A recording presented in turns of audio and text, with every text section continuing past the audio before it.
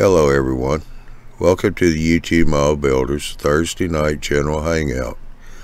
Thursday's hangouts are for the general discussion on model railroading that we all can set a topic to discuss for the night. Thursday's hangouts are the proud sponsor of the Tuesday night presentations, the YouTube Model Builders, eMag, and the YouTube Model Builders live show. I want to say thanks for everybody joining in tonight's show. And here's your host for the night, Johnny Reb of Southeast Rails.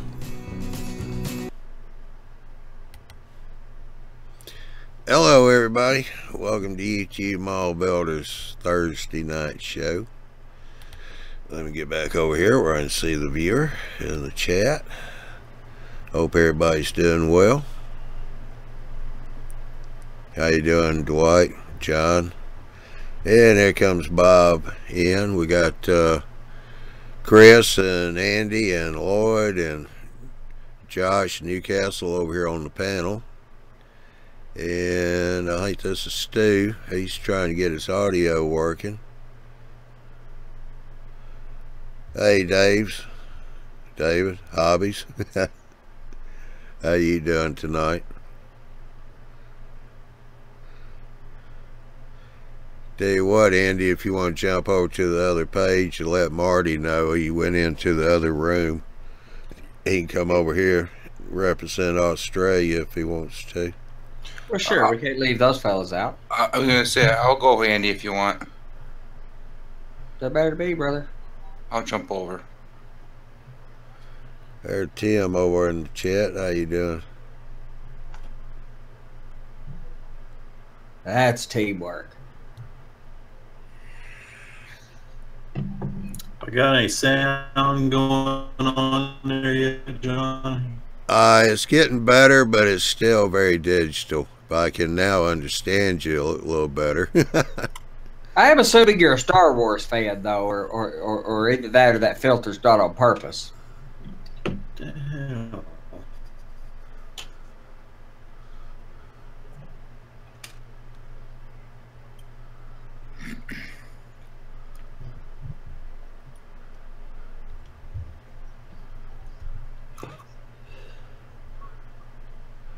Greg, how you doing?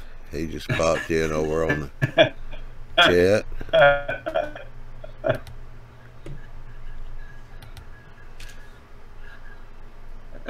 Well, you know, my stepkids are into it. Maybe they came in here and played with the thing.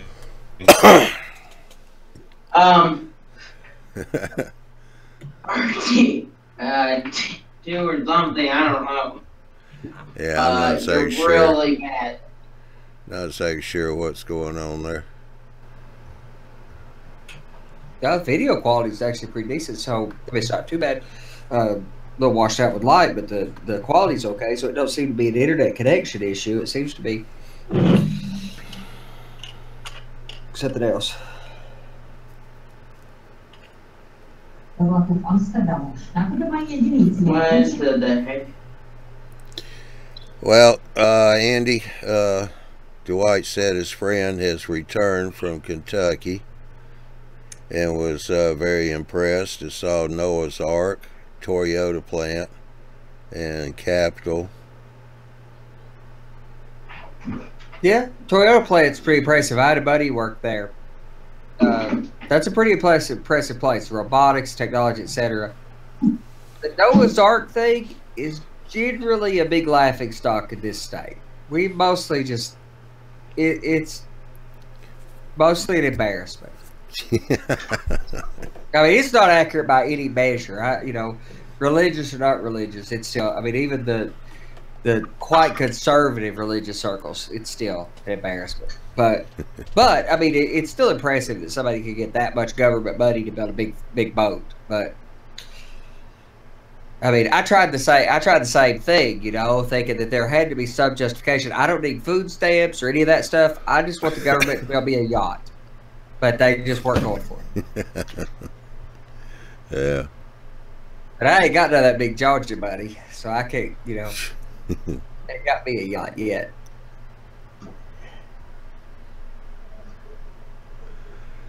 Yeah, anybody done anything lately, Lloyd? Lloyd's always busy with stuff. Yeah, I'm always busy. What have I been working on this week? Marty said he just lost power. They've been having electricity problems down there. Yeah.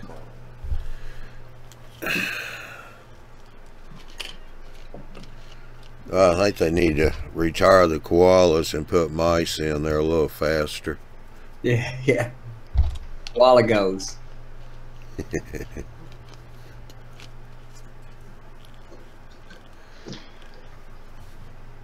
Let's see what I've been doing this week. You know that engine house that I've got tool equipment in it? I've been working on the backyard of it.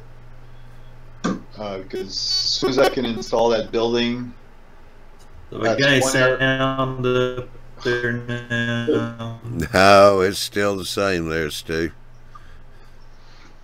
as soon as I finish that section, I'll be able to do my first little operation session in that area. Oh yeah. So is that the far side of it? It's still on the tracks, but it's the far side, back where they would have gantry cranes and such. Gantry crane? Yeah. So most engine houses that in the early diesel era, at least, you have a diesel facility, much like the one you've got. You'd have pass-through tracks that had doors on both sides. On one side, you'd have out the front doors. You'd have a throat, turnouts to get you to the rest of the yard. Out the other side, the tracks would extend out of the building, some couple hundred feet, and there'd be a yard where they could have gantry cranes for lifting equipment up and things that they didn't have enough room for indoors. Yeah, that's exactly what I have. Yeah, I've got the crane installed. I've built chains coming down from it that's going to hold up a box car where the guy's going to be underneath doing some soldering. So I've got to install my soldering lights inside the box car. That's some serious soldering, brother. Oh yeah. Wait, Mr. Kleiss is in the chat. Yeah, I was going to say when Laura got through talking to, Ron, check our posts there, and I posted a link to the panel here. You can jump on in. Be glad to have you. I got room for one more. You're right, Dwight. It's not soldering, it's welding. I knew what you meant. I was just saying it was serious soldering, but yes, well. Yeah, but you so got the circuit figured out, so. That's going to be. I'm working on that. I'm working on a fence. That's link fence that I want to put around it. I'm also. Andy, not that I translated the Arduino from the Russian, but I think I got it to work. Did you use his code? Yep. That's the best I had found as well. It's short and sweet. Yes, short and sweet. I've stripped a bunch of that out of it. No, not that one. The short one, there's nothing to take out. It was the other one that had formulas in it that... Yeah, I didn't touch that one. I just took the short one. Yep. And basically seems to look good. I just have to wire everything to see if everything's going to work. That's awesome. I think that's the best code for us to take and do on the Arduino show and show. It's got about 20 lines. That's it. Yeah, I'm adding a few lines to it myself, but I'm going to make them where you can comment them out. But my goal is to be able to take this quite simple speedometer that just displays on a very small board. I'm also going to run it on that ESP8266 board, which is much smaller than a typical Arduino. It has a little bitty screen that you get with it, and they're like $4, so I can put them all over the layout. But I'm adding a bit of code that will write those speeds back so JMRI can get them. Okay. Not critical, but my only big change is to do that.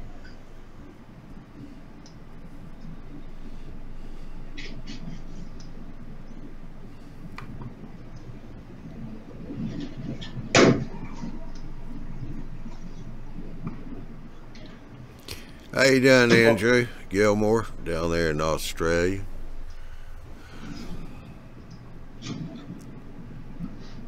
Well, Martin, did you get the squirrels fed or what?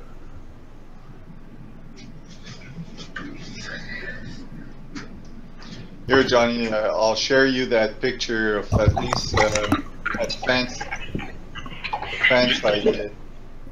It helps if you don't plug a faulty power supply into the socket outlet and trip all the breakers. I'll grant you that. Alright, well, oh, you talking about the fence right down there just before the train? Yeah, my intention is to put a few cows just before the fence. Yeah, hey Marty, you need to move that microphone. Sounds like a hurricane. Either that or you might should run for safety. We Whoops. appreciate the dedication, but Well, I'm waiting for the new microphone to arrive at the moment. Yeah. Alright, now that's the fence with the veil on it, right? Yeah, I see that No, that's not the veil one. That's the what would you call it? Screen door. Oh, screen wire. Yeah, that one is a screen wire because I went outside and measured, because I've got one of those fences in the back, field. I called it field fence. I went in the back and I measured the squares. I measured everything, and it came out that the screen for a patio door is the perfect size. Yeah. I'm sure the neighbors were. No, my neighbors in the back, I don't have any neighbors in the back. It's a huge field. I'm sure your neighbors on either side of you, probably if they saw you out there measuring the squares, were calling your wife going, I think Lloyd lost it.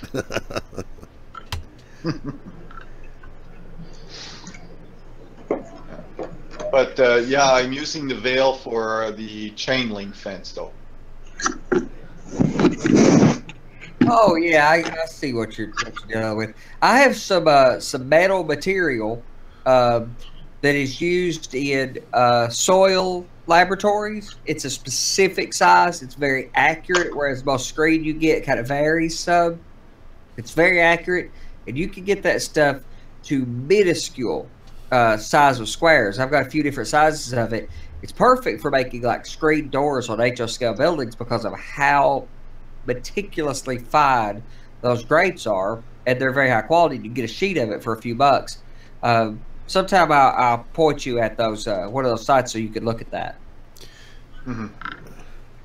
All right, well, I just want to jump in for a second. Steve Structures said it has something to do with my browser not transmitting the sound for some reason. So if you want to, a little later tonight or one other night, jump into the regular Hangout. That's YouTube Model Builders. You'll have to appear in.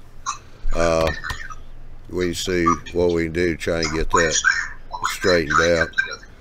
And how you doing, Ron? And you are echoing. You might have to refresh. I'm trying to figure out this new Hangout. Yeah. If you go to the top of the Totally different. yeah, if you go to the top of the screen, you'll see a cam mic. That's where you set your camera and microphone. Top center. Oh, I see the mic. I see the mute. That's what I wanted to try and find. Okay, I'll mute out and figure this out for a couple minutes. But Sure thing. It's a little different, but we think it improvement so far.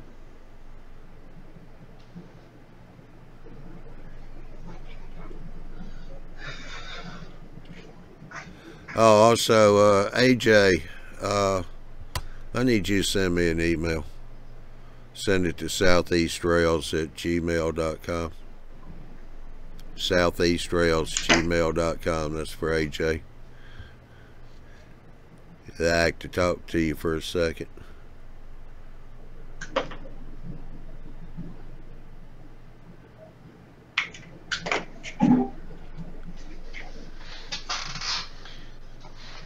There's Ralph.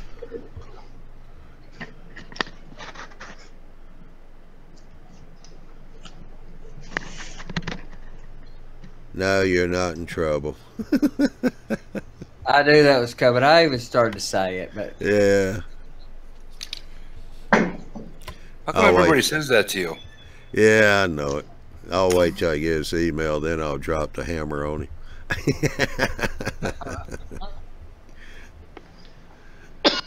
What are you working on, Josh? Besides trying to electrocute, besides trying to electrocute yourself. No. Actually, I'm working on that, remember that control panel I showed you? I have all the push buttons in this week and the toggle switches, and now I'm wiring it up on the back end. Oh, okay. See, these are for uncoupling magnets right here. Yeah. These are for these big ones are for signaling and tortoise throwing. You see that? And power routing.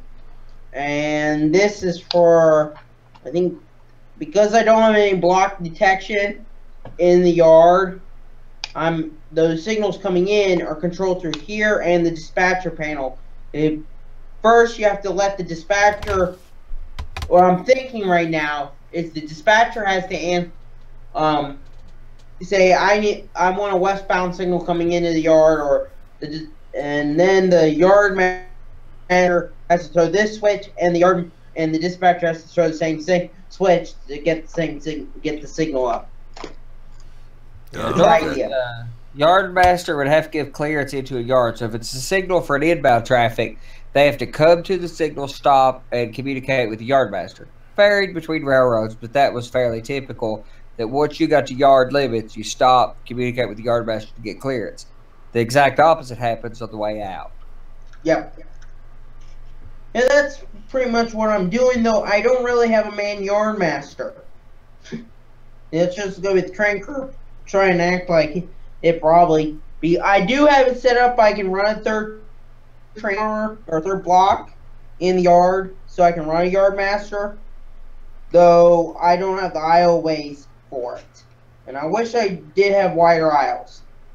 One thing you're going to do a lot of operation. If you're going to do a whole lot of operation out of a yard, having a dedicated yard person is about a critical position. If you're running like a marshalling yard, then the road crews could switch their own trains. But it's your railroad; you can switch it however you want too. So lately it's just the road crew. Yeah, he's going to get so big there. What he's going to have to do is put TV out there on the back deck with everybody sit out there and run the railroad through closed caption TV. Yeah, there's a bunch of us working on getting our railroads operatable over the internet. So, I mean, that's a big part of this railroad operating system that we're working on. Is right over the internet. If I wasn't doing O gauge, and I would be doing the same thing, trying to get the same thing though, because O gauge is just not that. And if I did that over again, it would be HO or a 2-rail. No matter what scale you are, as long as you have a system that can be computer controlled, JMRI or otherwise, if it can be computer controlled, or if it's just a stack of Arduinos, it can be internet operated. MTH won't. Lionel does a little bit. TMCC. Lionel does it all the way. Yeah.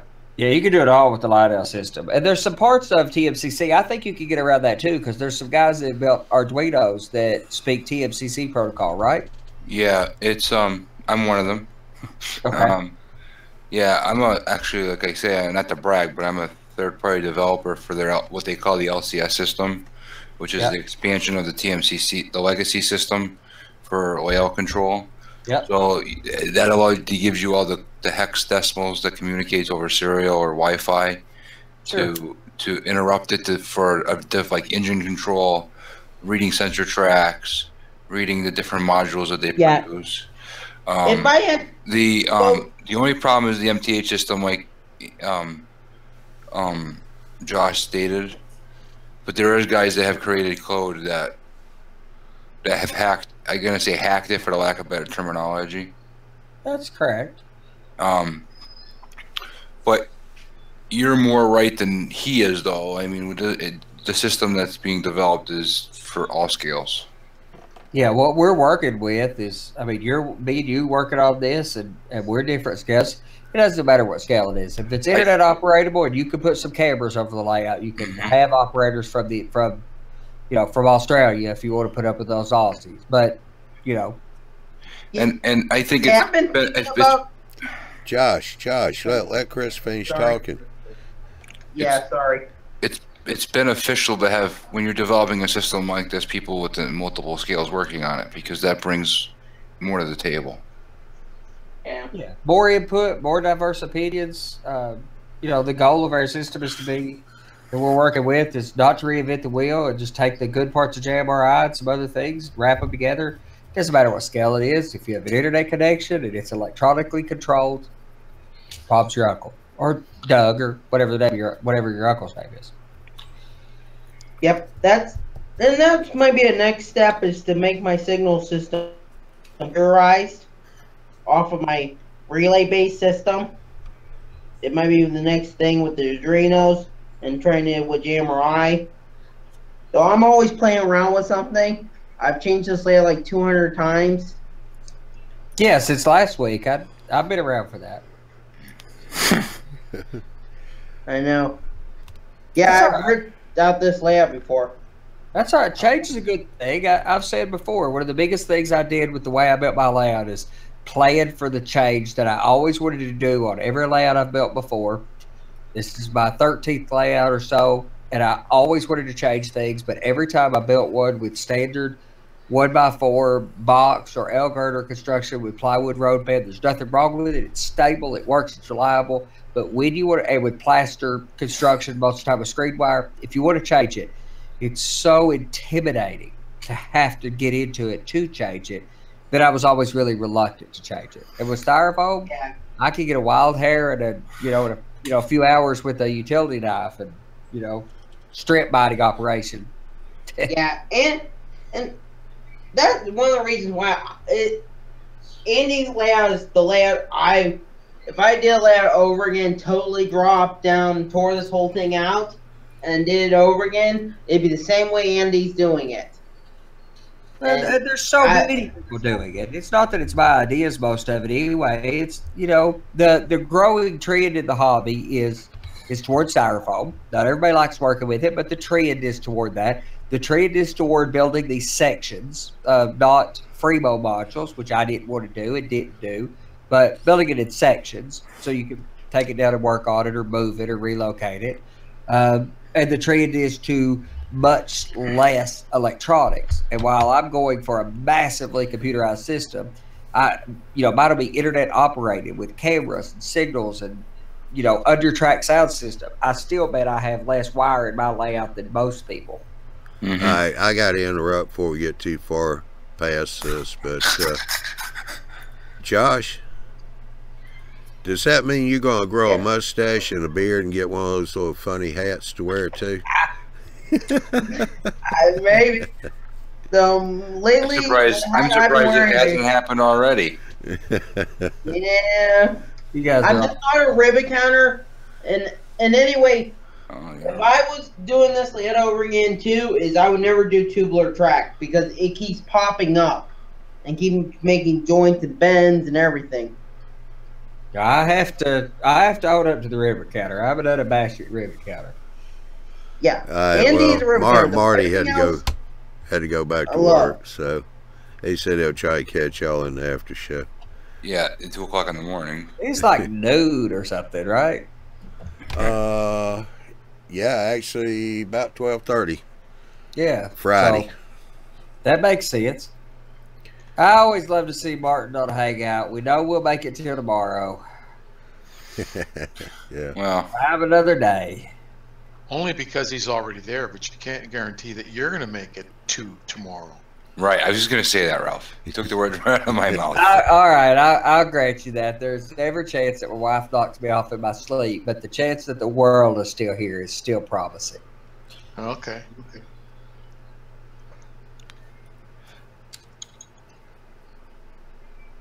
You can hear my wife growling at me from down the hall about that knock me off of my sleep comment, but that's all right.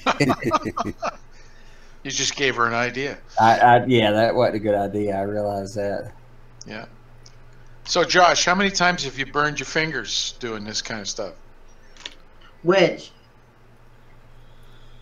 Working on electrical. None. And that would be electrocution, eh? Done. I am a first class No, solder. actually, yeah, I have electric. But I don't mean soldering. I mean just getting zapped by the electricity. Oh, soldering? No. No, just like No, getting zapped by electricity.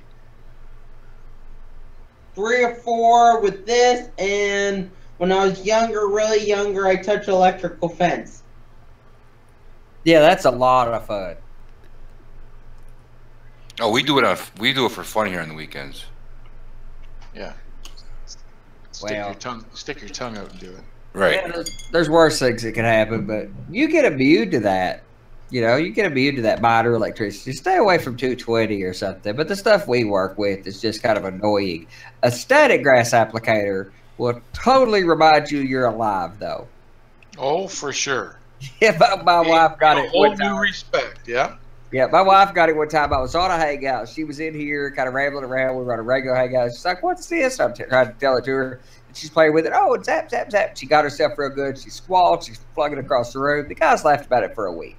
It was awesome. It was good. She ain't forgot about it. She's still scared of it. But Poor Angie.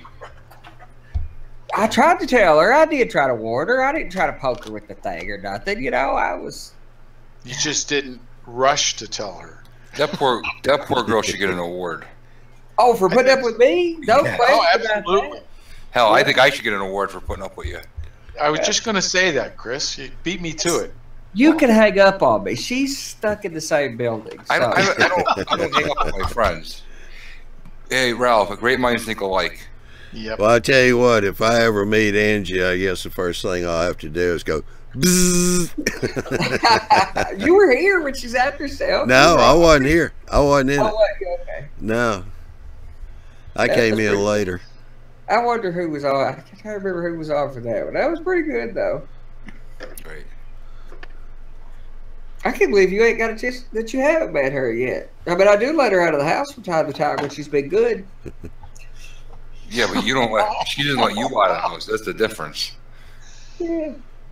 She only lets them go to work. She likes me getting paid, so. Yeah, my son and I went out to eat tonight, and we went where we hadn't been in a few weeks, and they were asking where I've been. JB said, well, the state sent me notice. I had to let him out this week, so.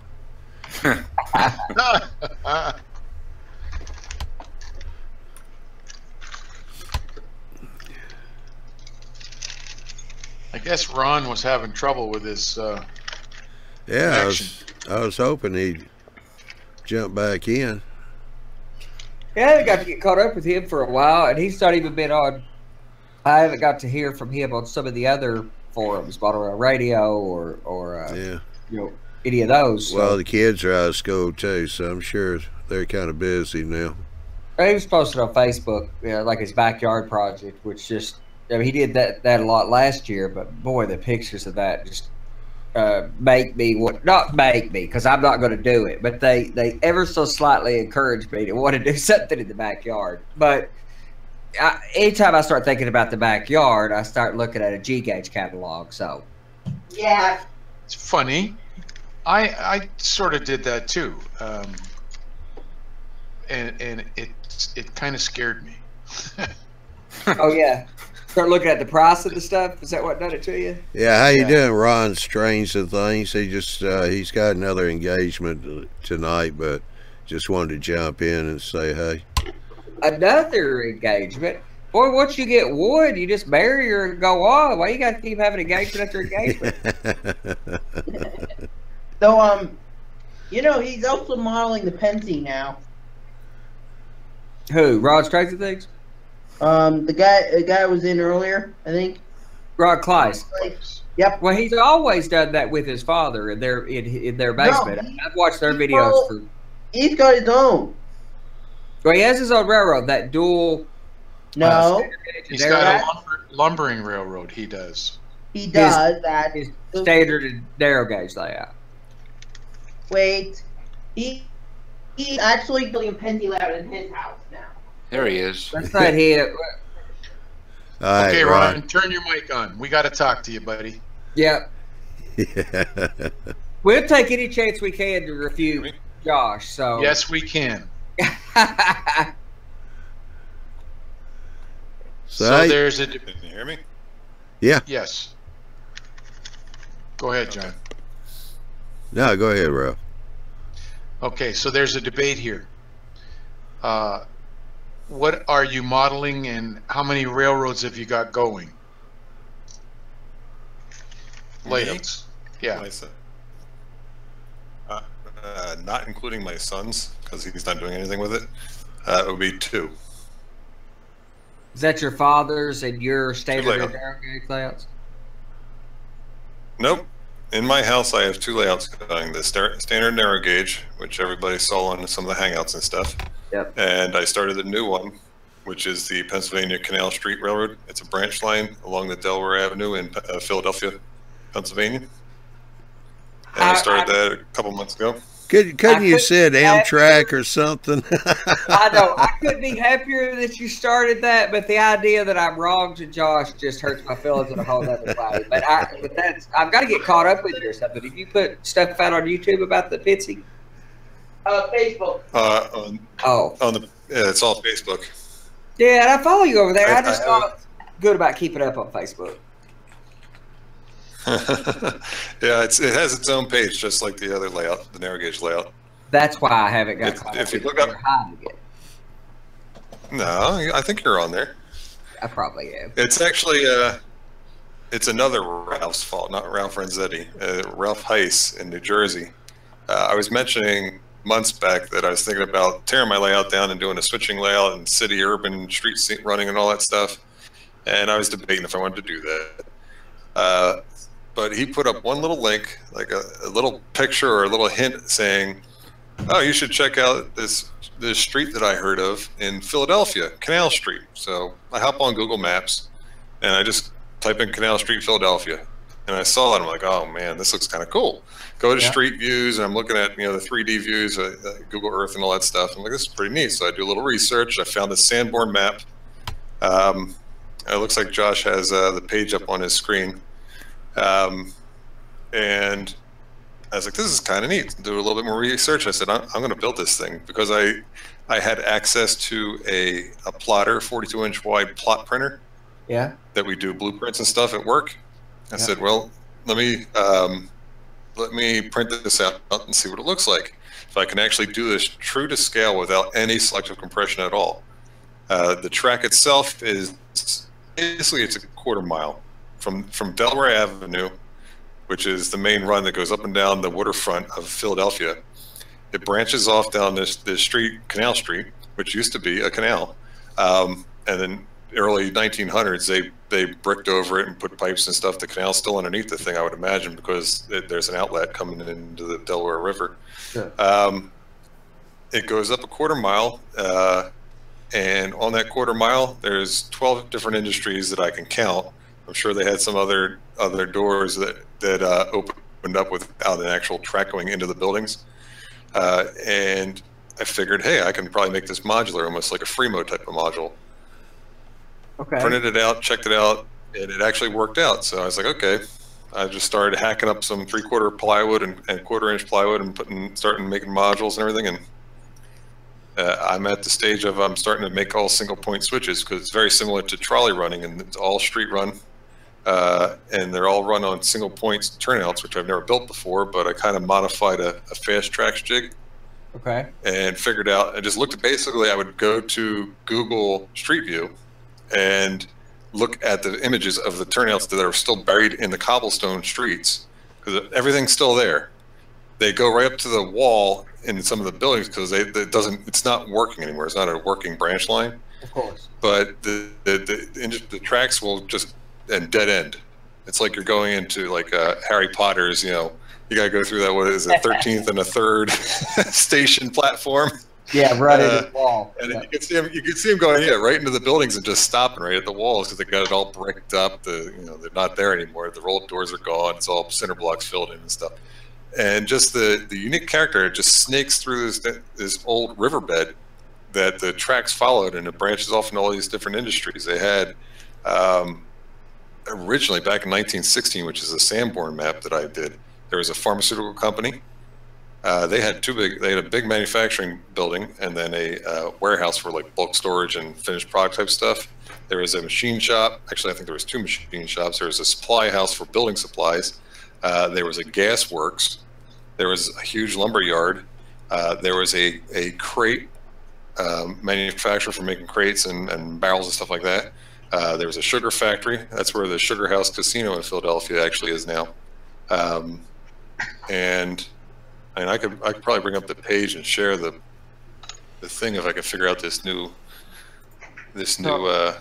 share screens down below thing here. Yep. So down this below. is a All right. quarter-mile stretch and you're doing it at HO. It ends up HO scale, true to scale. Yeah, it ends up being just about 20 feet long. Yep. Have you seen Jim Lincoln's work for doing a overlay, the Google photo? Okay. That's the first thing I thought of when I saw this. I'm like, oh, this is just like the chocolate. Yeah. And he printed it out in N scale, and that has a lot more switching puzzles to it. This one is kind of straightforward. It has a runaround, and it has a bunch of branch lines coming off of it. Really cool. Yeah, it looks like 11 different industries in that 20-foot section you're building. 11 industries is pretty, and facing and trailing points. That's going to be pretty interesting. Yeah, it's not a super crazy switching puzzle to it, but just the unique fact that I can fit this complete branch line, uncompressed, 100% true to 100, HO scale, without anything missing. And I'm going to build the buildings the way they are. I actually started doing some mock-ups. You can probably see it behind me. Let me get back to which screen I'm on here. I can't figure. I was trying to get this working. On my. There you go. You can kind of see it behind me over there. That's one of the first buildings that I mocked up. Oh, it's round. Is coming right around it, like the one that Tim Morris built. Similar. That's just one side of it. This is the whole thing. Snakes. It's S curves all the way through this whole thing. Most of the turnouts are number 4, so nice tight turnouts. There's a couple straight ones. Most of them are all custom curved and Ys and all kinds of crazy turnout shapes and configurations. But 4s, there's the 5s and stuff that I figured out. So I think this is going to be pretty fun. I got to figure out how to make a single point turnout work. I got it working. Let me see. Here it is, right here.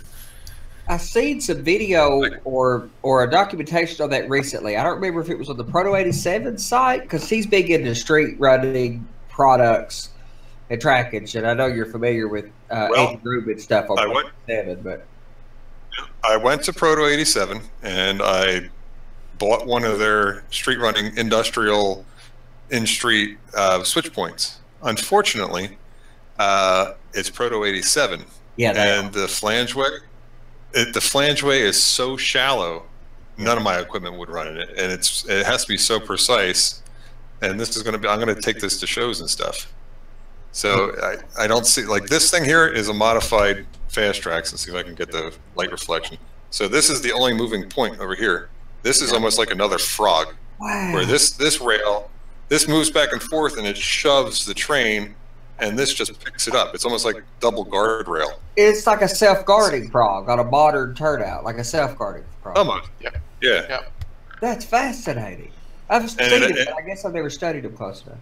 This is the first one that I built, and it works great. Unfortunately, the one thing that I got to try and figure out how to do is I put the throw bar right where Fast Tracks recommends putting that throw bar.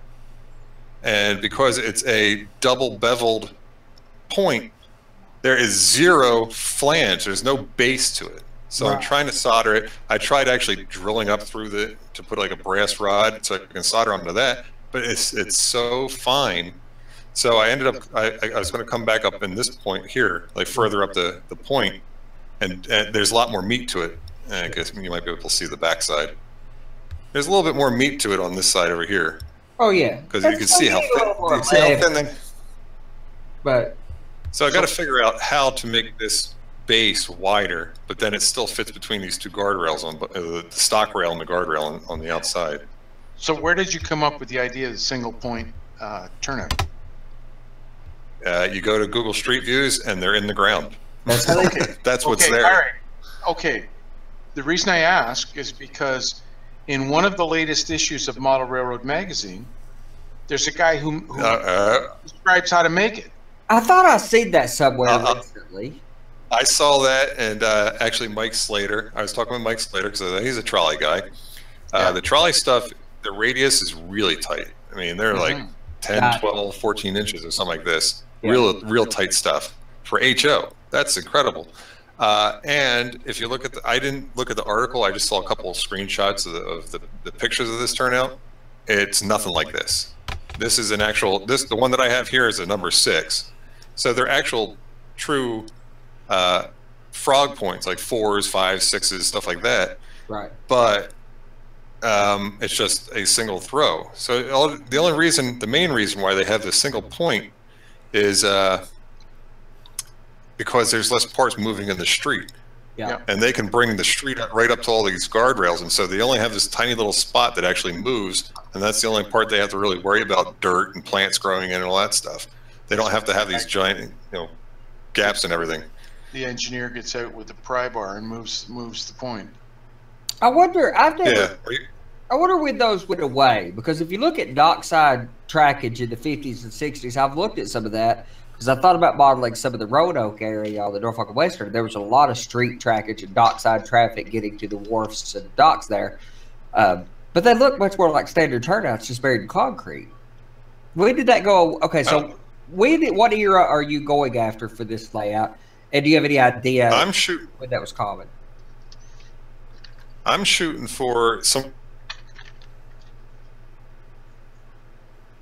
Lost your audio. Yeah, lost audio, Ron. The split second before you told us what year your audio dropped. So I don't know if that's a tease or... You may have to just do a refresh of Control R. Sign language, man. Yep. Awesome. I thought he was modeling the 40s. One guy, Ron, or the 30s. Ron, there's one guy you may want to talk to, is Kevin Marks. Kevin is doing trolley stuff as well, and he does a lot of work for Fast Tracks. Try your audio again. Ron, try Control R, just do a refresh to see if that helps. They'll kick you out and bring you back. Like that. Yeah, the turnouts like he's building are still straight frog turnouts. Like the trolley turnouts are they're like Atlas Snaptrack with a curved frog and stuff. That's what I've seen. But those look like a standard straight frog. How about now?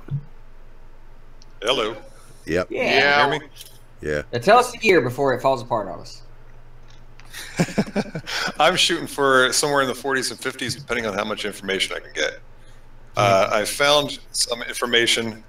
This really great website that I found. It's called Philly Geohistory, and they have actual maps and stuff that go back to the 1600s of Philadelphia, and it goes all the way up through the 90s and some 2000s and all that stuff.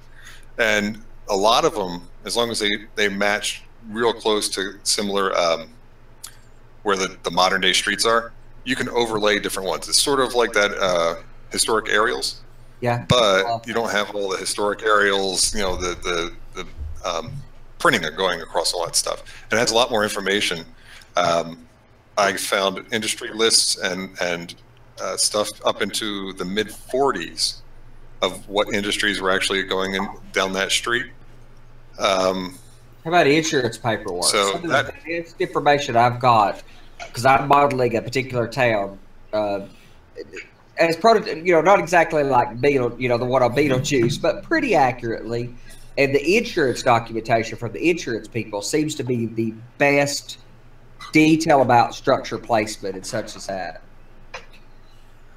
Well, the great thing is the buildings that are on Google Maps today, that you can look down and get the 3D views and everything, they're pretty much the same exact things that I found for aerial views going back into the 30s. The Sanborn map that I have is really different. That's from 1916. So a lot of the structures there were. Is Sanborn the insurer? Is it Sanborn the one that was based, or insurance companies would base their standards around Sanborn? Is that where that come from? Yeah, there are Sanborn fire insurance maps. Yep. That's what I thought. The great thing is, they work great. The thing is, if you understand their keys in the beginning and stuff, you can look at their simple like overhead shots going down. You can find out where window locations are. You can find out the heights of walls. You can find out where fire extinguishers are. You can find out where elevator shafts that are either metal clad or brick clad, or and all it is all these like little tiny hieroglyphics they have all along the walls. Yeah. And it doesn't say metal clad 2-story elevator shaft. It's like dashed, and maybe a couple little letters and a little curve with a dot. And if you look at the key, after a while, I'm starting to understand a lot of these things. You can say, okay, that's a 34-foot wall. That half the way up is 16-inch thick walls, and then it'll drop down for the other story. It'll drop down to 12-inch thick walls. It's brick or it's ironclad they're incredibly useful. Unfortunately, the newest one that I can find is 1916, and I don't feel like paying a bunch of money to get any more modern ones. But I have a bunch of overhead views that I've gotten from historic aerials and also from the Philly Geohistory website that they're really handy. The only problem is the one building I can't see, and it seems like it's so hazy on these older overhead shots, is that old pharmaceutical building. I think because the roof lines and stuff there's so many of them, when they have the high, either the balloon shots or the airplane shots overhead from, the 20s, 30s, 40s, 50s. There's so many different shadows coming from the sunlight. You can't make out. It helps in some light angles and some other light angles. You almost have to decipher kind of the roof lines of this one building, because nowadays that's the one building that's gone. It's just a parking lot. It's just a parking lot. Yeah, but all the rest of them are there. And it's a really neat looking building from the little bit of information I've seen of it. But there's pictures of it. I mean, Philadelphia being as well documented. I mean, even this little small town that I'm modeling there's a lot of historical information. But I've been researching what I'm modeling for more than a decade, and I'm still changing this layout since I started it a couple years ago to match the information. I'm always finding more information because it's so sparse. It's so spread everywhere. There's no, Google's a wonderful thing, but it's not everything. No, you just don't find everything fast. And I found that out too. When you're really a prototype modeler, you're going after a prototype. It's a lifelong endeavor to just improve and iterate on what you've got, because you just can't put it all together. And what is different is this is going to be 100% prototype. Yes. The best I can, which I've never done. All my stuff has always been freelance or like a proto freelance type thing, like my dad's layout that we built. It's a Pennsylvania base, and it has some towns and scenes from the Philadelphia area type thing. Yep. But this one is going to be as 100% free proto as you can possibly get. It's going to be 1 to 187.4 exactly, as best as I can. Yeah. I'm not going to do fish plates and all that stuff, because the best thing about this, it's all buried under cobblestone. Yeah, so all you need is I'm going to interrupt. Yeah, I'm going to interrupt for 1 second here. Ron, I want to get back to that right there, too, in just a second. Steve Structures had a comment here. It says, a lot of the Sanborn maps are becoming available through the Library of Congress on their digital website. They're not all up yet, but they are working on it.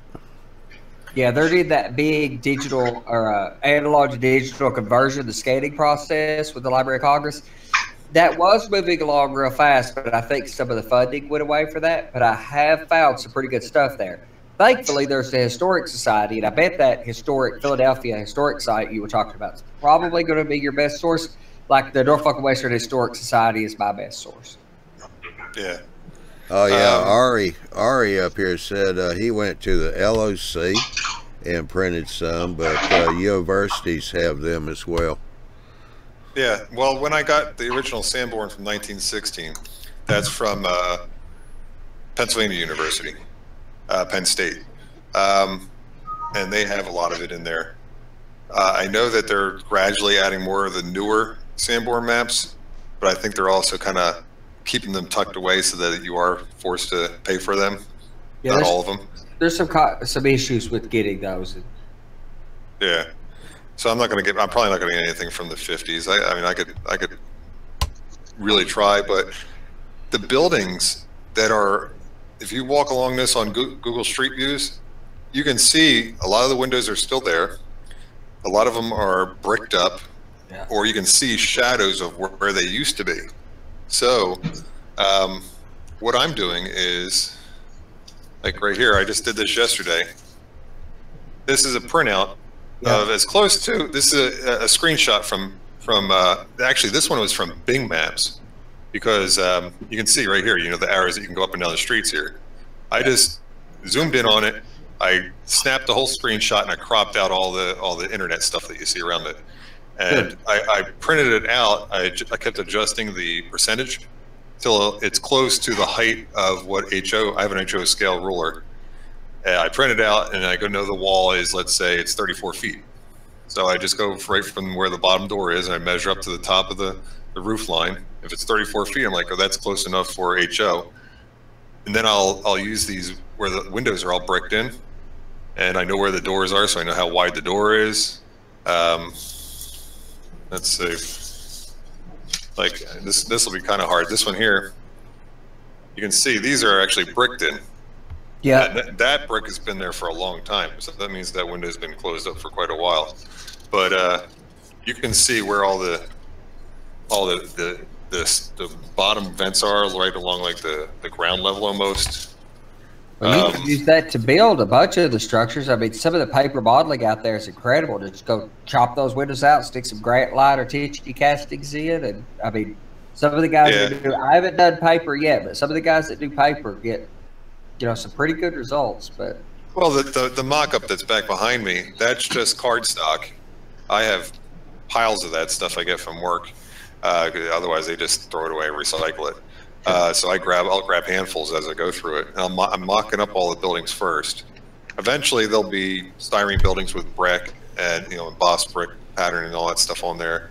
I might even try some of the Monster Model Works. I've never tried that, but I know that their brick looks great. I'm curious to try that. God, that is so good. I'm doing imagine that. Well, Ralph and I are doing imagine that laser art structure, which is laser cut wood. From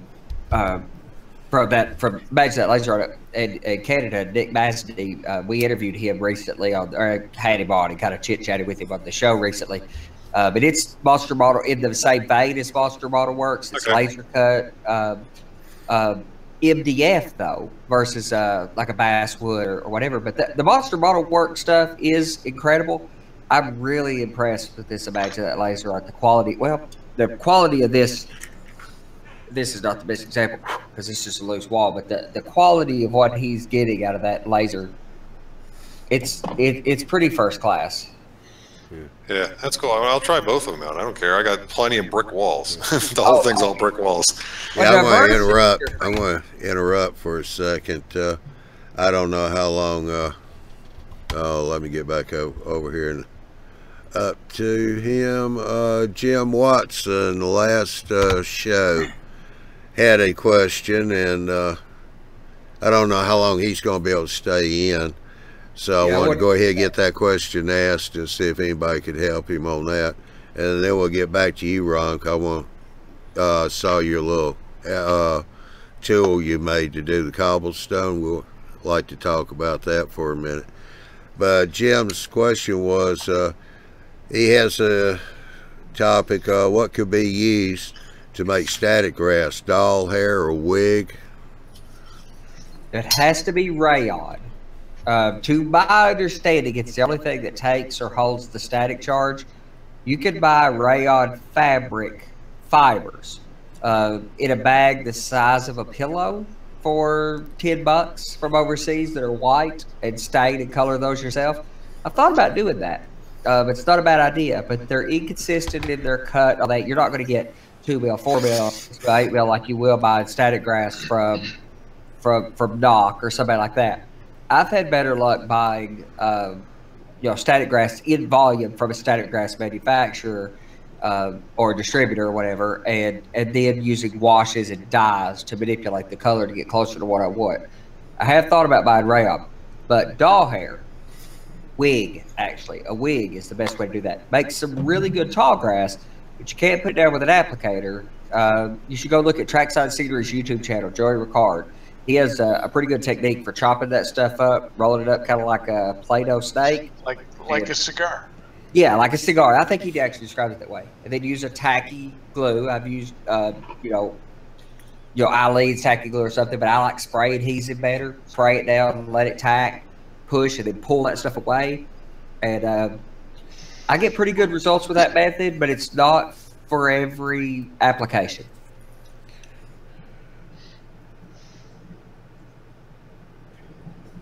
Anybody else try anything other than just buying static grass? What about fake fur?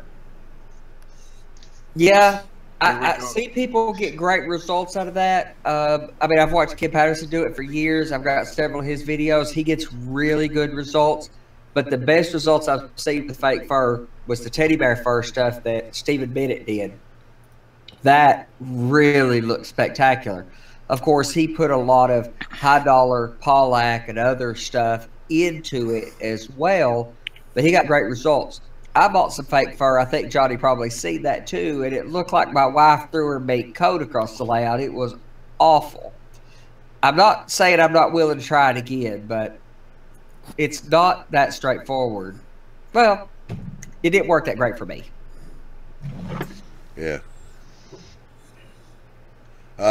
Jim, I don't understand when you said, what was that, Andy? What, did you miss part of that? Yeah, you don't ever want me to repeat myself. Answer to any question is at least 78 words. Never mind. I lost the feed for a second. Back up.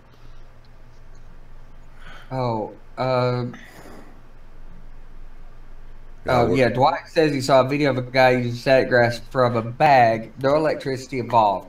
There is a way. Static grass doesn't actually require electricity. It requires endodynamic energy or static electricity, stuff that zaps on a doorknob. You could create that in theory with a balloon, rub it on your head. In theory, there are ways to do it. Has a little applicator that has I don't know exactly how it works. If it has, beads of some kind of material in the outer lining of it, but as you shake it up, it builds up a static charge inside, and then you can shake it to apply the grass on. So it's not that it requires electricity, just electricity seems to have the most controlled application of a static electric charge. Yeah, he says store-bought.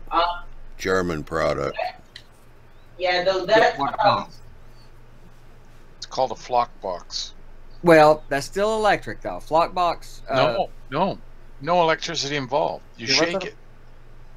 Okay, flock box is the one that is that little has the flat mat. You can put the grass on and hold something above it. The grass will hop up to it, but it runs off of a 9-volt battery.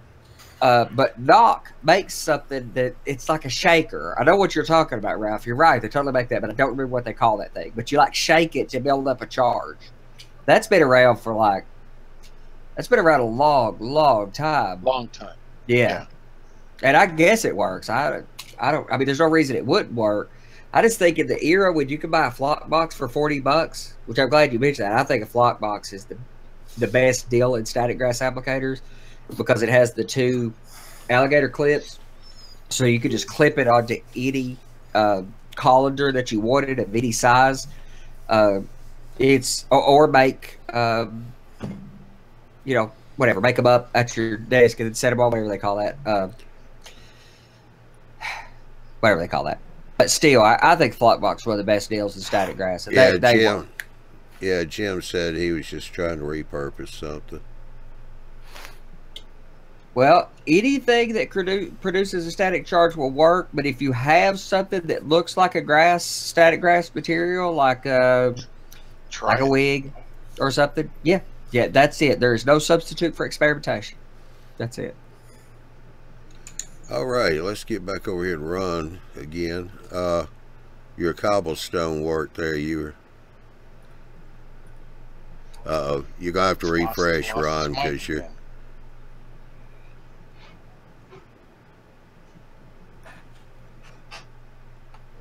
No, not yet. Yeah, Control R.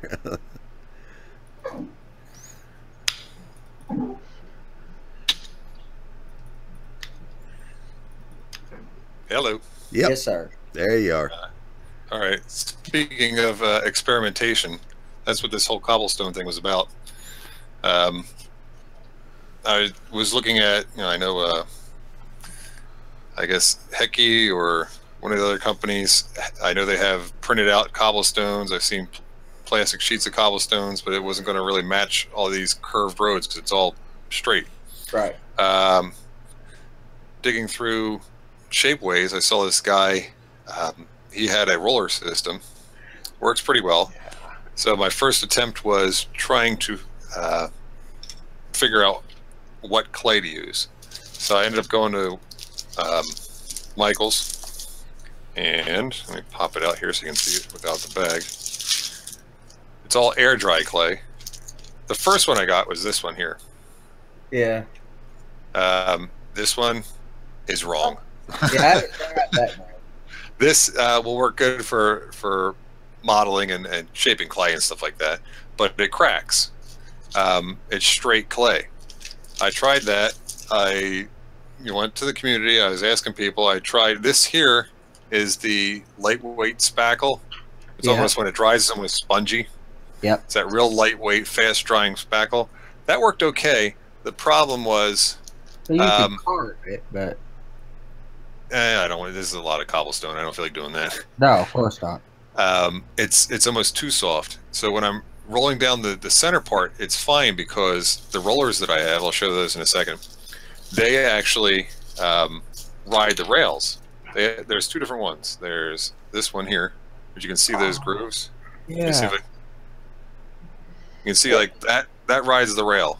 Those Cuts 2 little, flangeways. it cuts the flangeways out, and there's the cobblestone in the center, and right along the inside there's like this will go laterally, and this will go like north and south. Yep. And then the outside goes north and south also. So that creates those 2 different directions of cobblestones. And then there's a little bit wider one, this one here, and that's just a straight plain roller, and that is cobblestone that all goes in the same direction. You'd use this more for the outside of the rails and all the rest of the roadway. And it's got a repeating pattern on the edge of it, so you could just slightly lap it or align it correctly. Yeah. The cylinders are embossed. Yep. Let's see if we can get it any closer. Yeah, and I've looked at some of those. A lot of the wargaming guys use those, and like Terrain Tutor has showed a few of those on his feed. It worked well in the first clay that I had.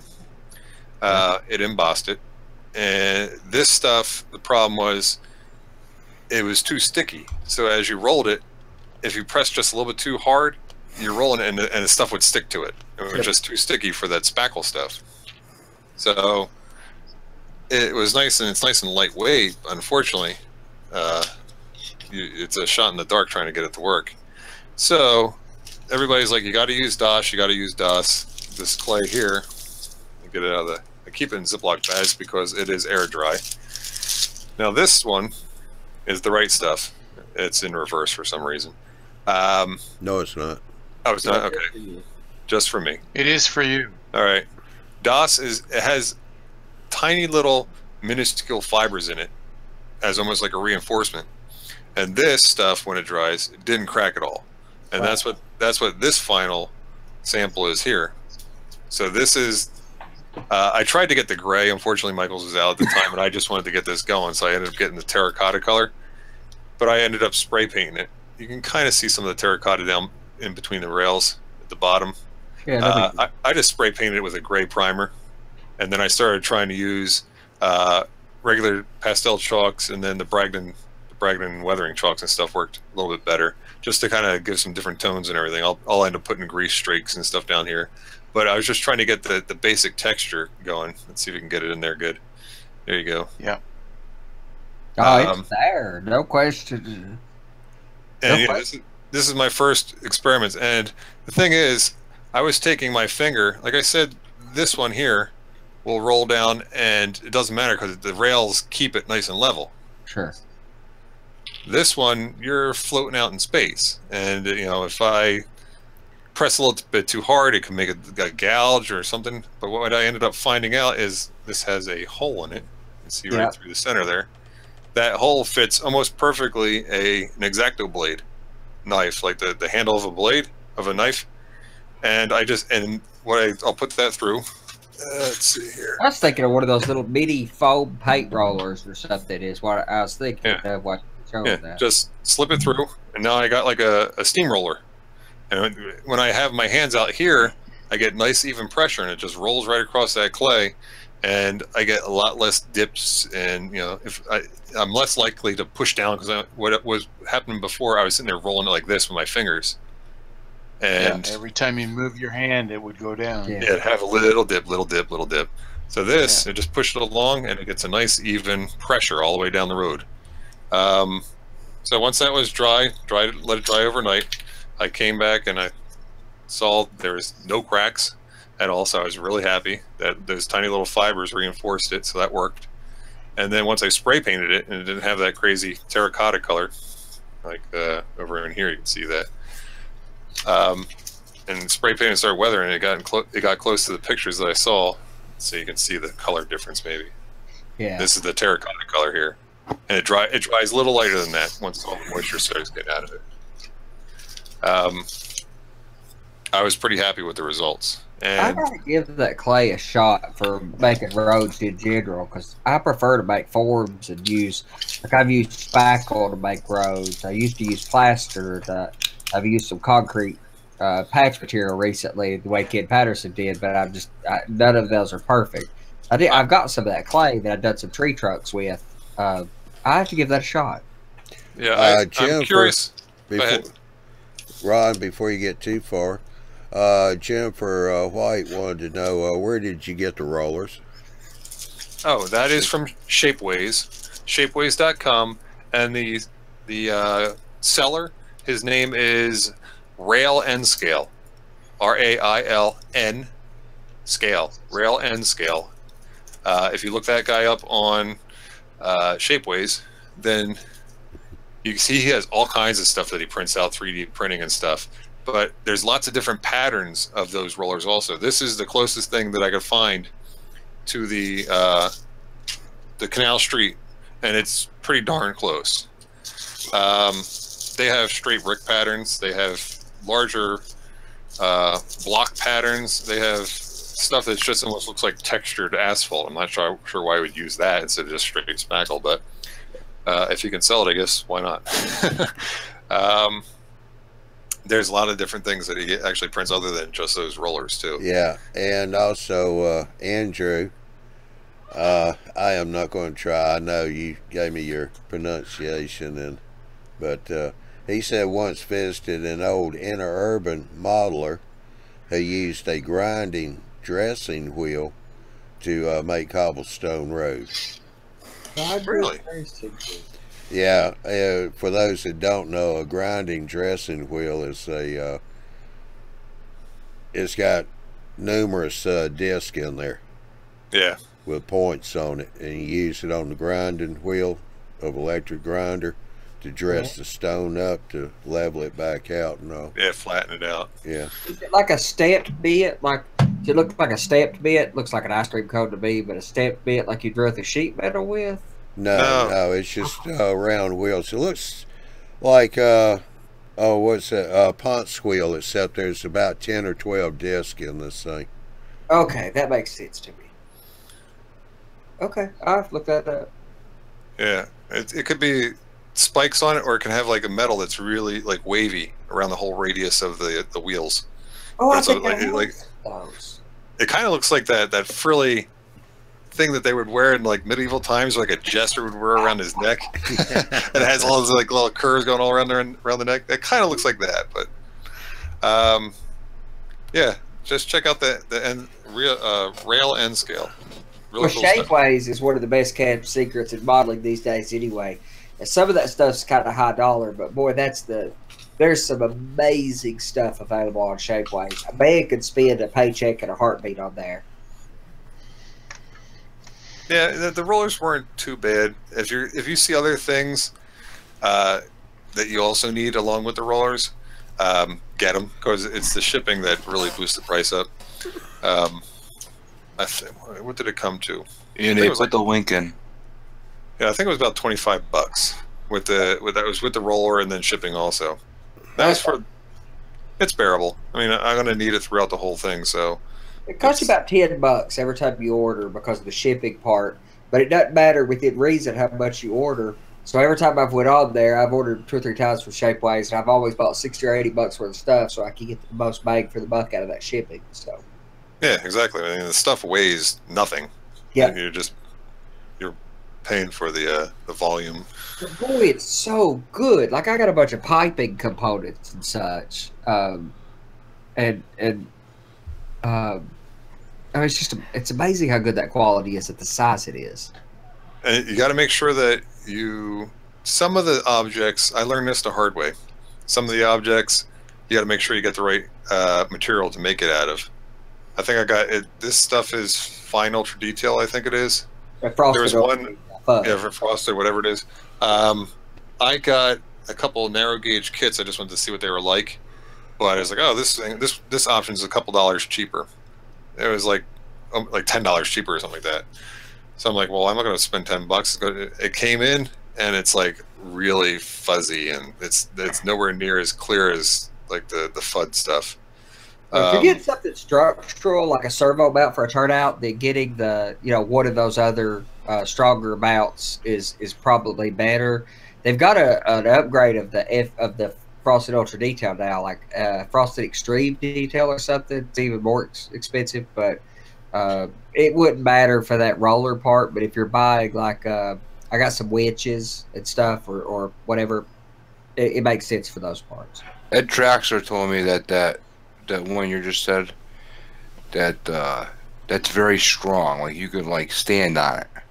Which one? The plastic or the white plastic is the Frosted Ultra Detail is not that strong. No, the white white plastic that you're talking about.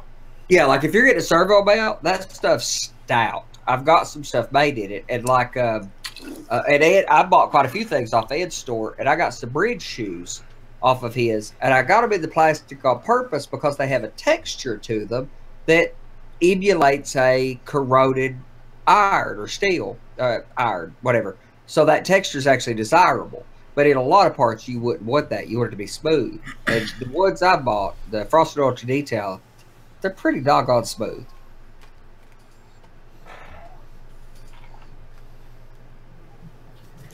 It's all about what you're going to use the parts for. Yeah, real quick, Jennifer, if you look right down the page, AJ posted a link there going to Shapeways to rail end scale. Yeah, I put it in the chat here in the panel too. Okay, good. I think Ron just he posted. He just lost audio, no video. I'm not going to open chat if somebody else wants to open it, so it won't get broadcast. I got it. How about now? Yeah.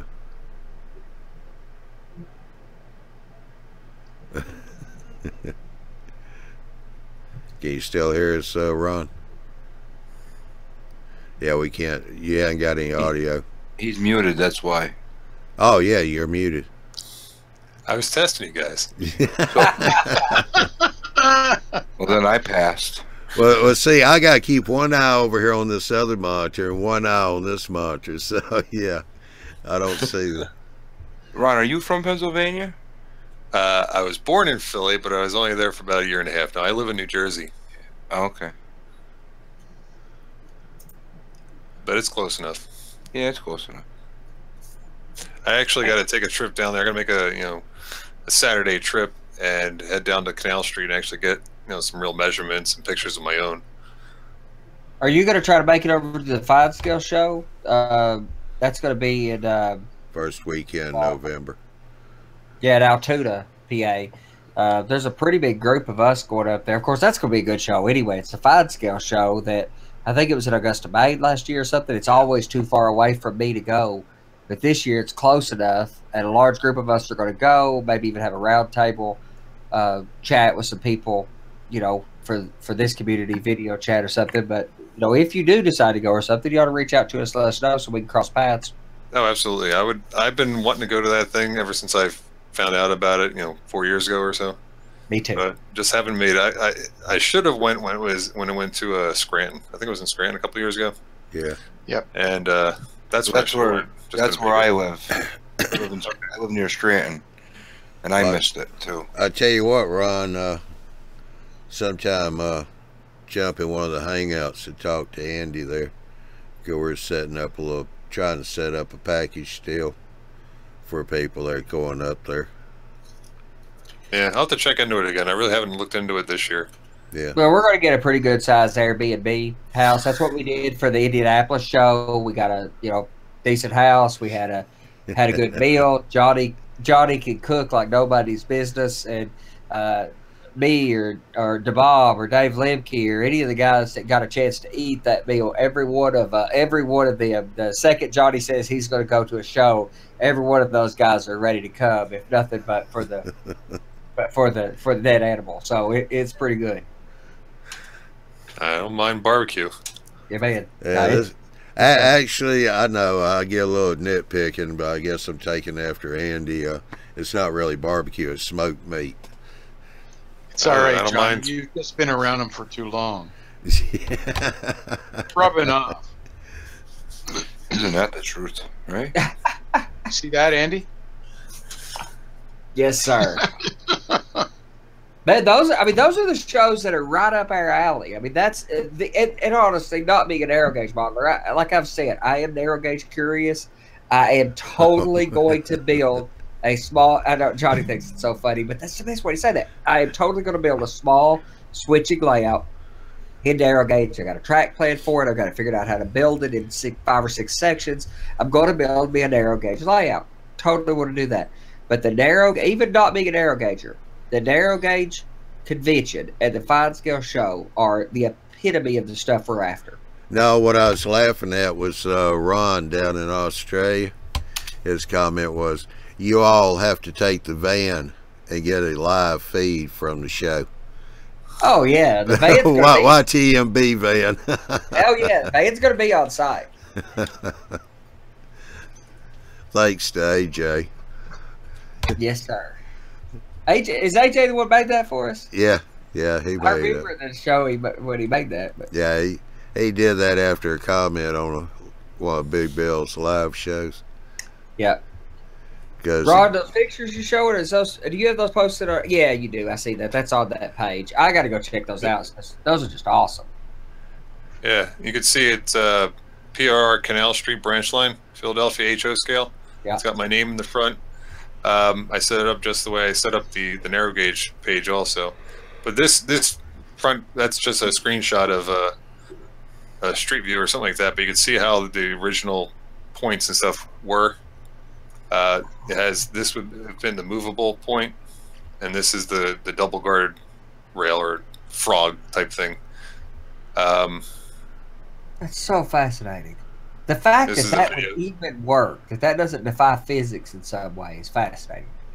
Well, as long what I've found out is if you have the frog, I guess, further back than the front of the point, the point takes control of the wheels and it shoves it left or right, and then once it gets shoved left or right, then this guardrail or frog, it has to follow that once it goes in the right direction.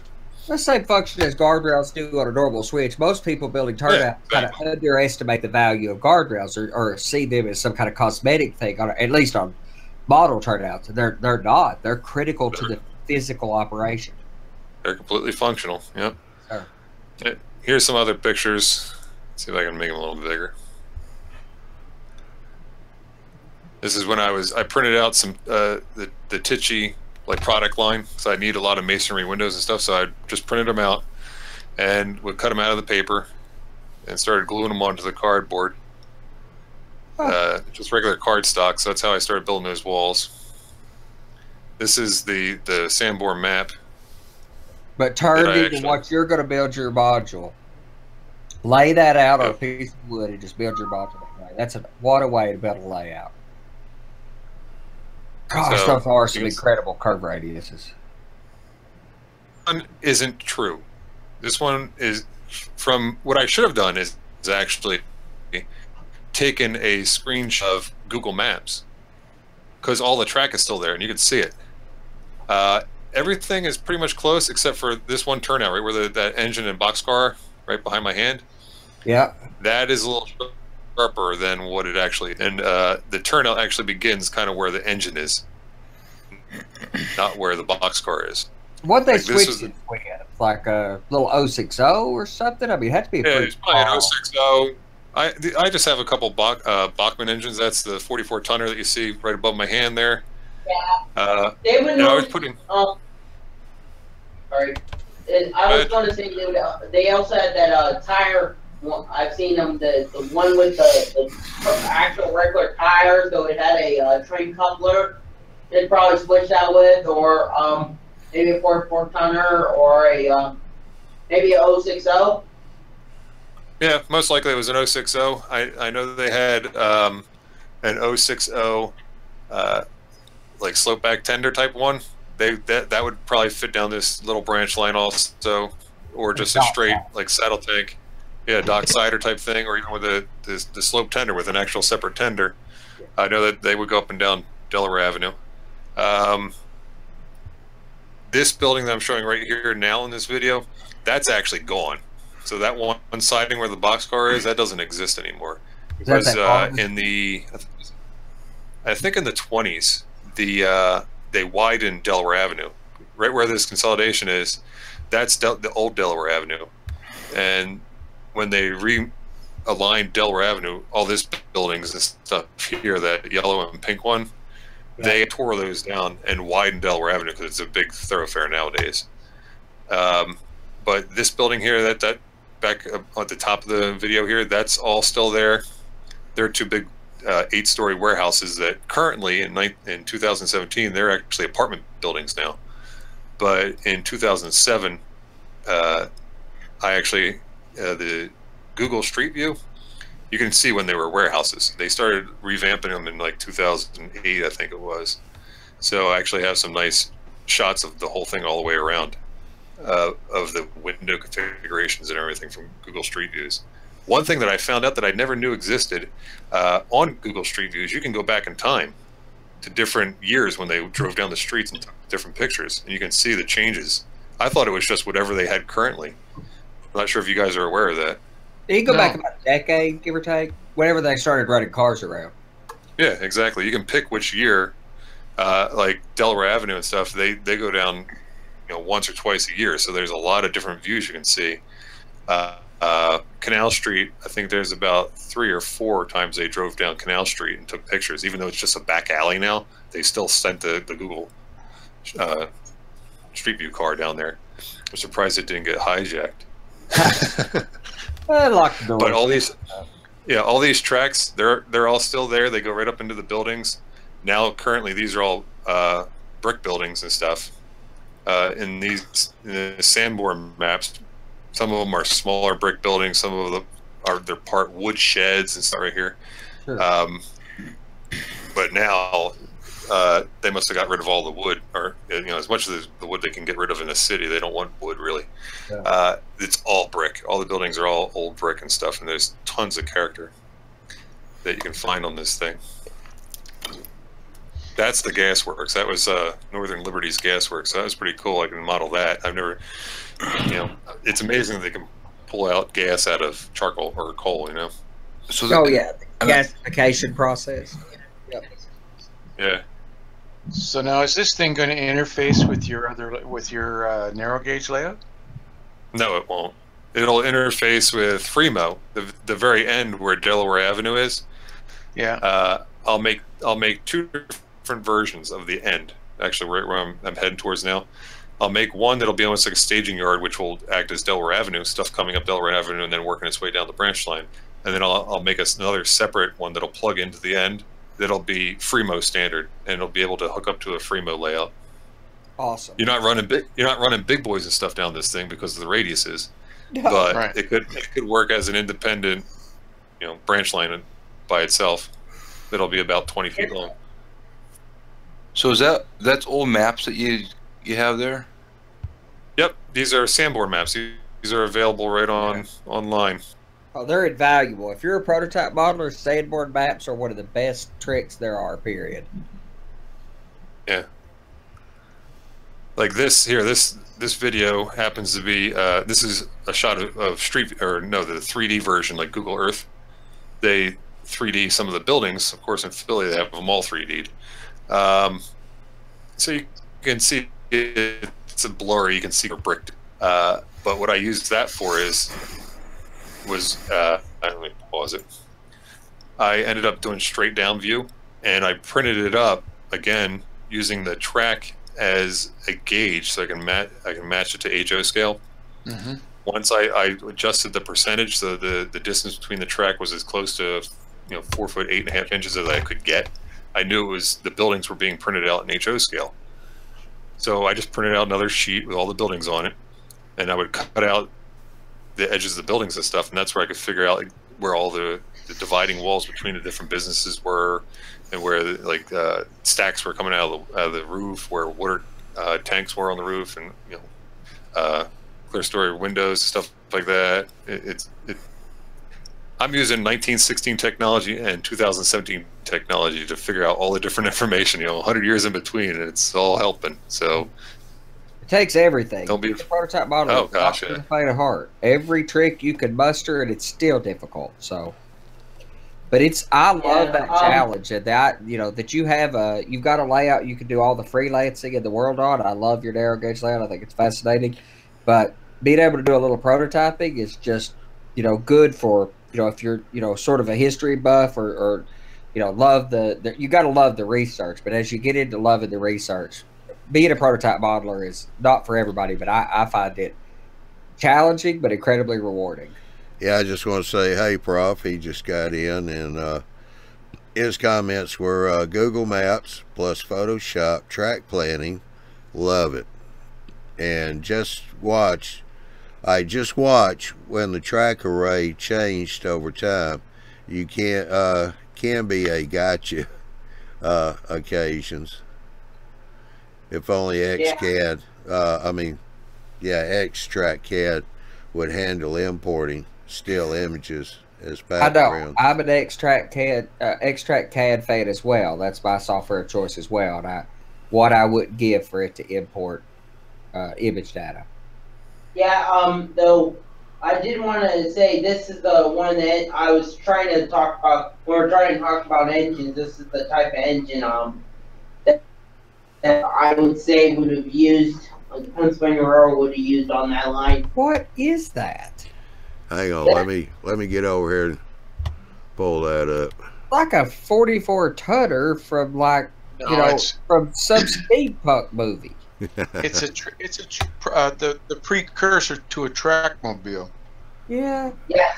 I've never seen one of those. It runs on rubber tires on the road. I see that. It's not sitting on the rails. Yeah, though it has a coupler so it can pull street running. And that's what it was designed for, is switching in case where they couldn't get a regular engine like their 060s or their 44 runners. Well, that reminds me of Dottie Dixon. Remember Dottie Dixon used to be on here? When he turned 16, he wanted to buy a high rail truck. I don't know what kind of girlfriend he was wanting to get to take out on a date in a high rail truck. I remember Johnny giving him a pretty hard time over that. But, boy, if you showed him something like that, he would absolutely be trying to strap a coupler to the front of whatever vehicle he ended up buying.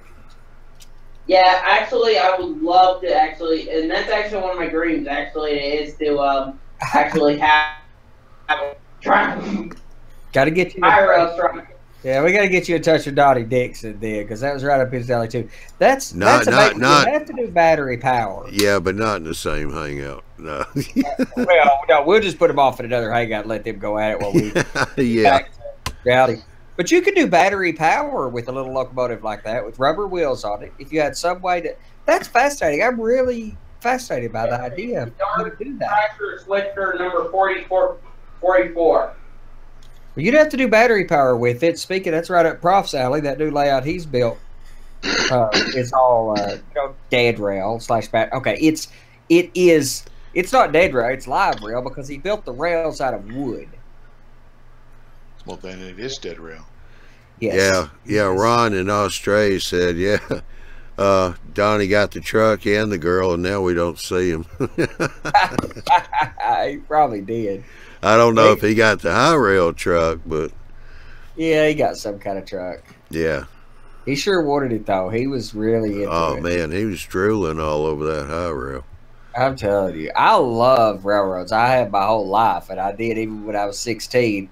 You know, I started backing out of it as I did find out about girls, but I still never really had any desire to have a high rail vehicle. I don't know why that never appealed to me much. I would love to have Yeah, Prof says knuckle couplers for trucks. But I've seen a whatever, that little receptacle where you the hitch. I've seen one of those. Guy had a knuckle coupler stuck in his race hitch.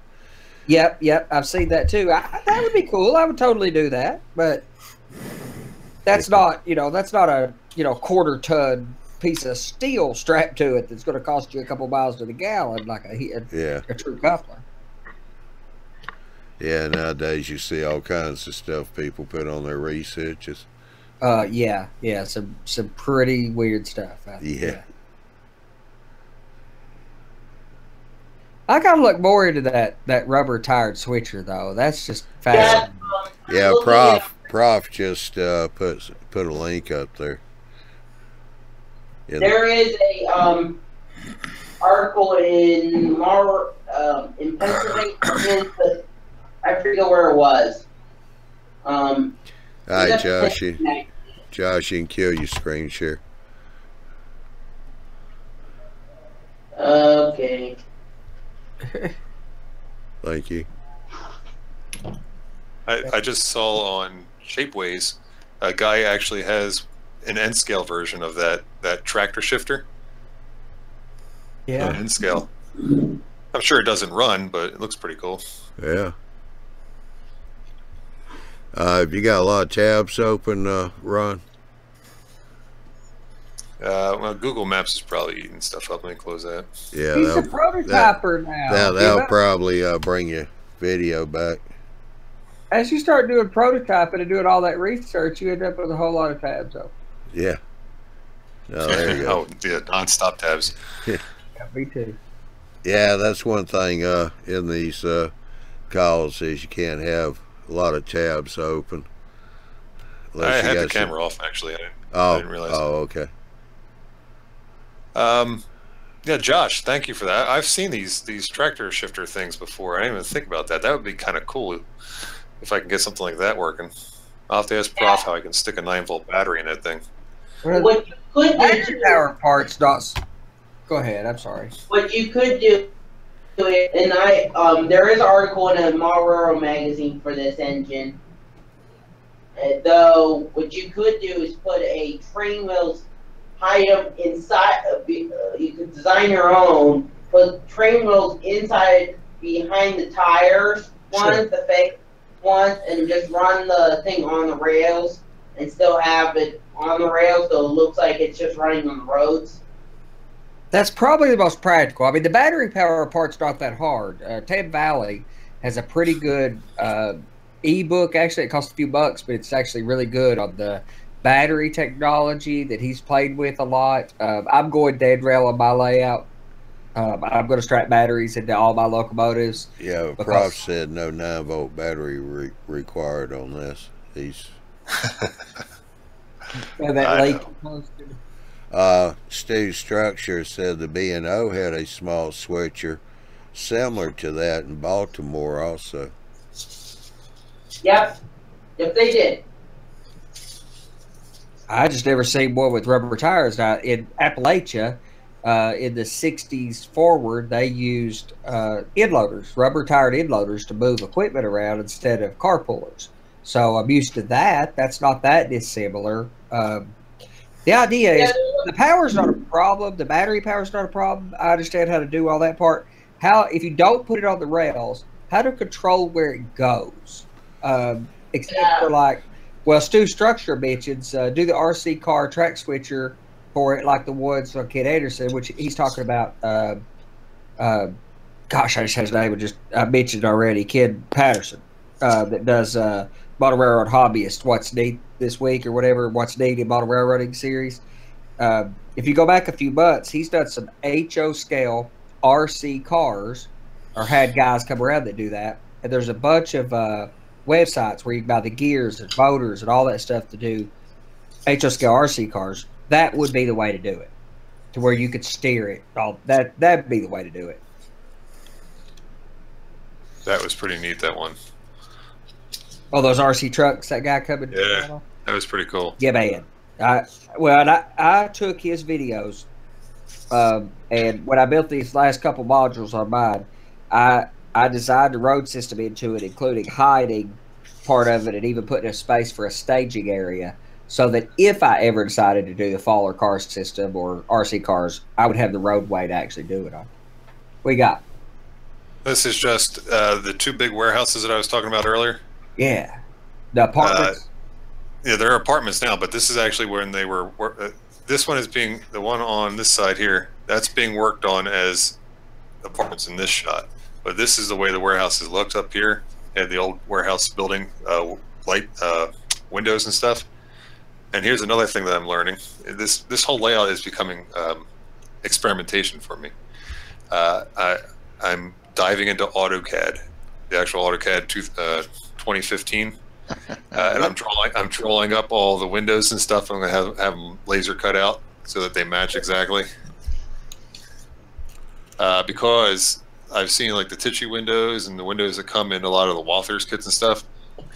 They're not the right configurations. They would look completely different if I actually tried to build it that way. So a friend of mine has a laser cutter. Try a company called Scale Scenes. They have photo etched brass for factory windows. Yeah, I really like those. Scale Scenes, as long as it's the right configuration. Yeah, I was fixing to say Andy could probably hook you up with a guy that could laser cut those for you. I got a laser cutter now too. I got an Amber and bought one. That's a big undertaking, though. It's much. I would highly encourage you or anybody take the approach of just making a friend with a laser cutter. Yeah, but, I was talking about Nick. Oh yeah, that's right. Well, now my laser cutter is just a cheap hobby thing. Nick Masney, Imagine That Laser Art. He does some custom stuff too, and he has a lot better machine than I do, obviously. Yeah, and if you're going to do the artwork, it'll reduce the cost if you get Nick does custom stuff. So yeah, and if he doesn't have to do the artwork, if you just provide him the artwork, he was telling me he just does it for the it's just the laser time. If you're gonna do a physical object that's gonna be like a window or something, AutoCAD's okay, but I would try Google SketchUp, or I would try. You can also get Autodesk Fusion 360, which Fusion 360 is typically used for 3D printing a lot. Yeah. But I'm sure you could probably use that for laser cutting also. Yeah, but that would allow you to make your windows like easier in 3D for printing than it would be to use a normal AutoCAD program. But that the software you were talking about, I went blank on the name of that again, but I've looked at that a whole bunch. If you had anybody who was military in your family that has a DD 214 form, and as I was in the military as well, they give a incredibly steep, like 90% off discount if you have a yeah, it's like a $4,000, $3,000, whatever, several $1,000 piece of software that you can buy for a couple of $100. Fusion 360 is free for hobbyists. Oh, okay. Well, I mean, I'm thinking of the piece of software that some of the other guys are using in 3D printing. Yeah, yeah. And Ron, if regular AutoCAD is working for you, that's fine. I'm just giving you. It's the most complex CAD system I've ever used.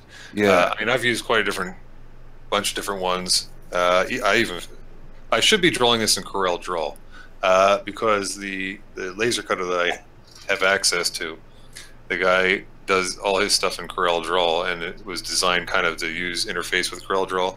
So as long as the DWG file can get carried over into Corel Draw, I'll be fine. Yeah. But I had Corel Draw on my computer, and I somehow it's lost. I can't find it. But I have AutoCAD, so I was like, you know what? I've been wanting to try and learn this thing. So I sat my butt down and taught myself the basics. I'm not doing 3D.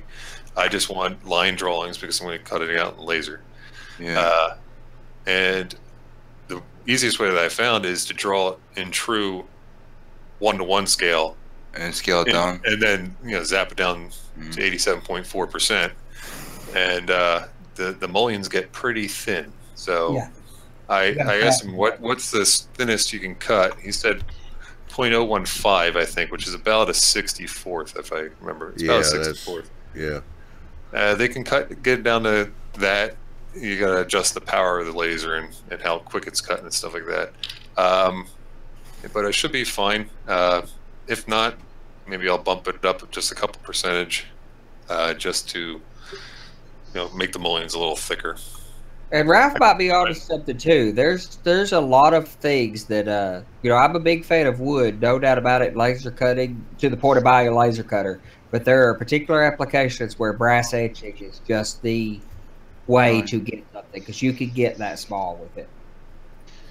I forgot I can't put the link in without putting the word DOT. Okay. No, I think you can put links over here on this one. Yeah, but not in YouTube chat. Oh, I was putting it in YouTube chat. Yeah, that's right. Okay. Until we get a new chat system figured out, but never mind.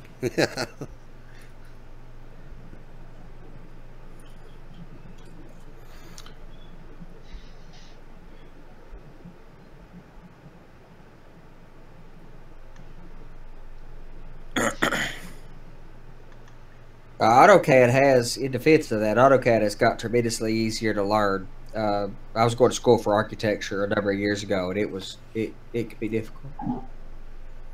Yeah, it's, in my opinion, it's not the best out there, but it does the job. It was free. I couldn't pass it up. No, I know, and it's great. It's great. I do this for a living, so I'm a little bit more biased or critical, or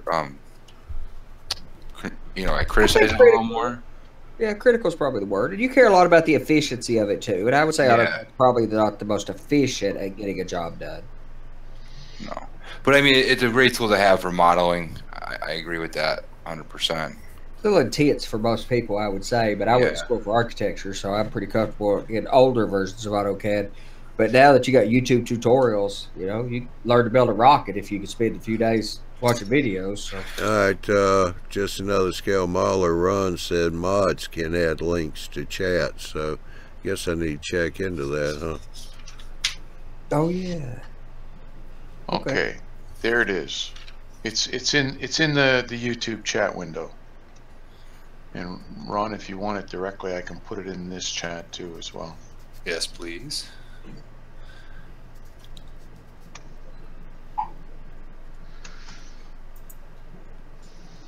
Thank you very much. Let's check it out. Yeah, boy, he's got some really nice stuff. Ralph's want to turn me on to them too, but I'm pretty impressed with what he's doing. And there's all of their stuff is paper, except for the windows that they do is photo etched brass. It's pretty hard to beat etching. Well, you're the one who turned me on to the guy who has those brass or photo etched firescapes. Those things are something spectacular. Yeah. Cool. I'll check into this tomorrow. I'm going to go to bed. It was great talking with you guys. I'm going to open up a spot if anybody else wants to hop on in. Yeah. Well, we're kind of getting to the witching hour anyway, so. Good to see you, Good to see you, Rod. I'm really happy to hear about that other project. I got to get caught up on your Facebook page. Yeah, swing on over there. Anybody wants to check it out, PRR Canal Street branch line. And you can follow along with the progress. I post something at least once a day, if not several times a day, as I do projects. And you get to learn as I learn. And please, if you know any other ways of doing things, let me know. Post stuff on there and let me know. Yeah, Prof says sleep well, Ron. Don't get lost on the roundabout on the way. Thanks, Prof. Good morning, Prof. That's actually almost noon there, right? Yeah. A little after. Actually, about 2 o'clock. Have a good lunch. All right, guys. I'll catch you later. All right, Ron. Appreciate you coming in. Yep. See you. Bye.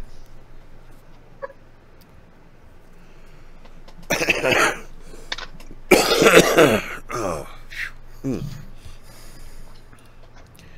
Well, anybody else got anything they want to? Prof said it's 1348. That'll be 248. 148. No, that's 148. 148. Yeah, 148. Friday. Yeah, exactly. Friday. June 13th. Is Friday the 13th? No. 30th. 30th.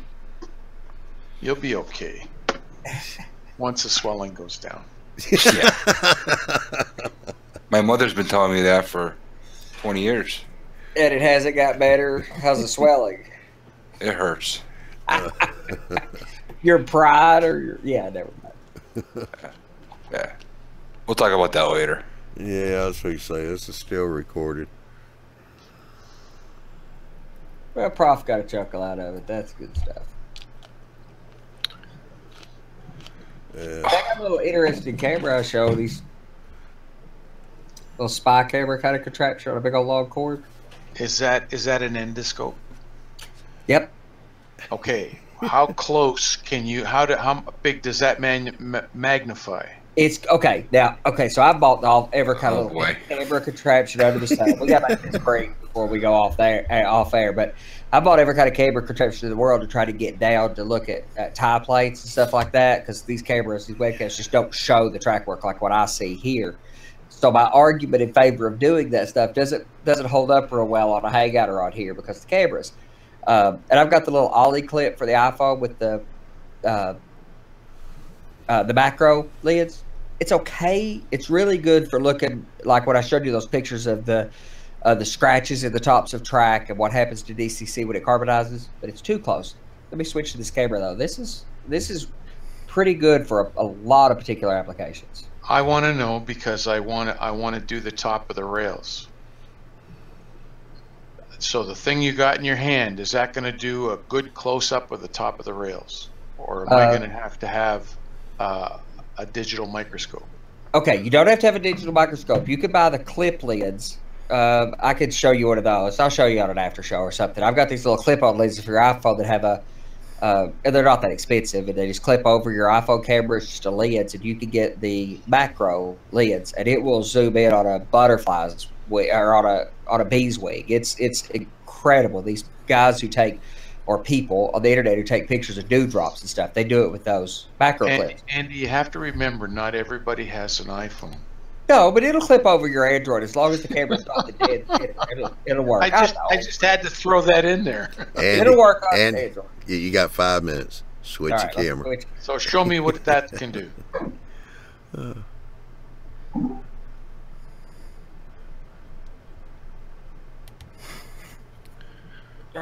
upside down. Don't put me full screen yet, or people. God, where am I? I don't know. It's like Blair Witch.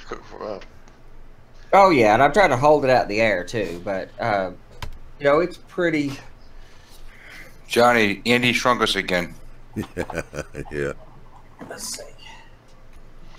So, like getting down to these. Honey, I Shrunk the Kids. Right. Getting down where you can see the bolt plates and, you know, tie plate details. You know, it does it. It does work. Now, you can't get really close, but at, you know, 2 inches away or so, it's not so bad. I don't see tie plates on the front rail. What? I said I don't see tie plates on the front rail. Yeah, they're there. Oh boy. Yeah, there they are. And they're fighting words for Andy. Yeah. But I mean, it lets you get down to this human level. I have a hard time getting like a GoPro camera, so you can get like into, you know, like I always wanted some pictures of how I do some of this bush scenery material and such before I cover it all up. And, you know, getting down here low, you can see like, you know, bushes, or looking up through the tree at the particular parts. You get that camera back in there close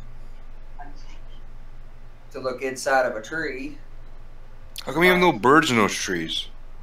Yeah, probably I'll put some birds on them. I've been working on power poles. You can see power poles, you know, power poles.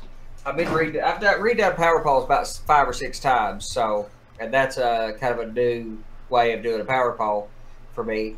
But the camera's not great at much distance, but it's pretty good up close. I still got to do some more painting on those, but still. Anyway, it has a particular application, and you can buy these cameras. I'm gonna switch cameras real quick. You can buy this camera for about $20 on.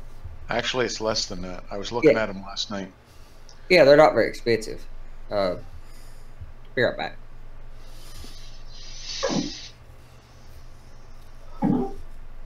I'm back. Well, he's fast. Yeah, that's the thing. Switch your cameras. You got to drop out and come back. Yeah, it kicks you out and back in with the camera, but it's got a light that is adjustable. I fished it down at a wall today to run some wire. You know, I have to. When I was having a sinus infection, I run it up my nose, believe it or not. But it's that's not model railroading, but still, just say it's not expensive to buy. It's got this big old long cord on it that is flexible and bendy, so you can so you can take this camera and flex it into a little stand position to set it somewhere. You know, it'll let you get in closer. You know, poke it through the front door of a structure. You know, through the back door of a building, so you can get a view out through the windows to look out onto the tracks or something. There's just a lot of places this will go, others won't. And since it's a sub $20 purchase, it's just a pretty handy tool. And it's not going to break the bank. No, it's not going to break the bank. It's solid as a rock. It's plug and play. You plug it up and it just gets seen, at least on back or windows. So the other end of it is USB, right? Yep, and it's a weird USB. It's a standard USB-A cable, but it flips back and has a micro on it, so you can plug it into your phone. Yeah. If you had an Android phone. Yeah. But won't plug it by phone. But for what it is, it's a good phone. I want one of those USB microscopes. Andrew down in Australia has one of those USB microscopes, USB microscopes. But I haven't found one of those that I'm encouraged by that's not knocking on $100.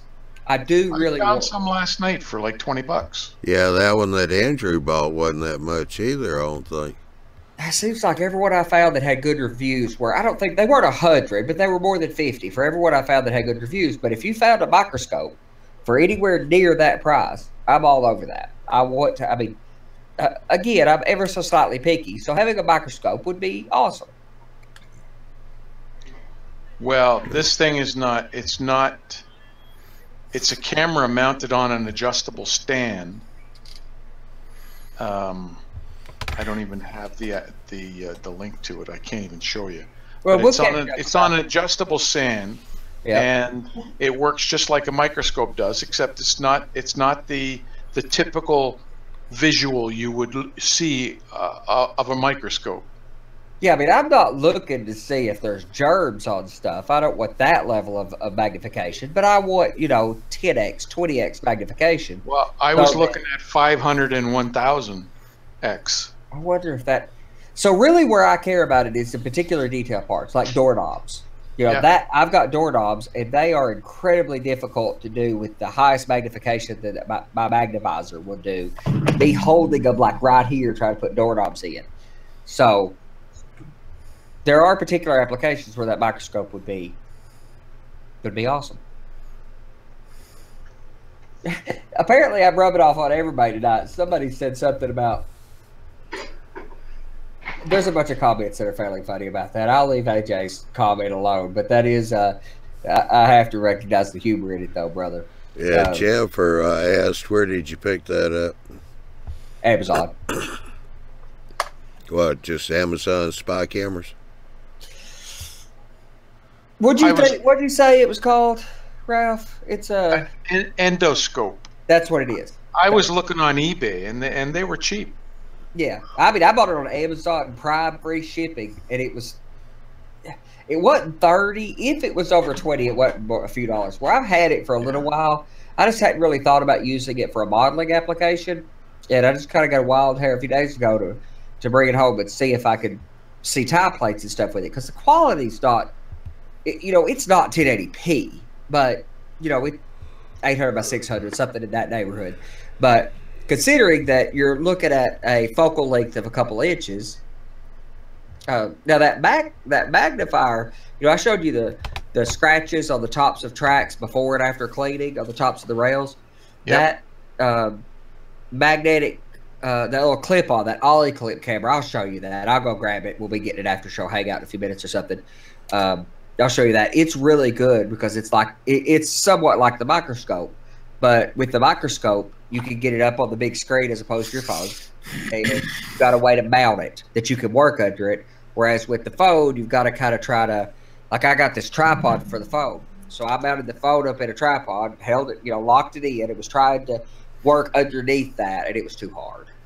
Right. But I think with the microscope on a stand, I could.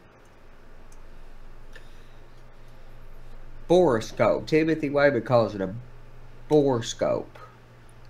That's probably... Yeah, the borescope's something I used during home inspections.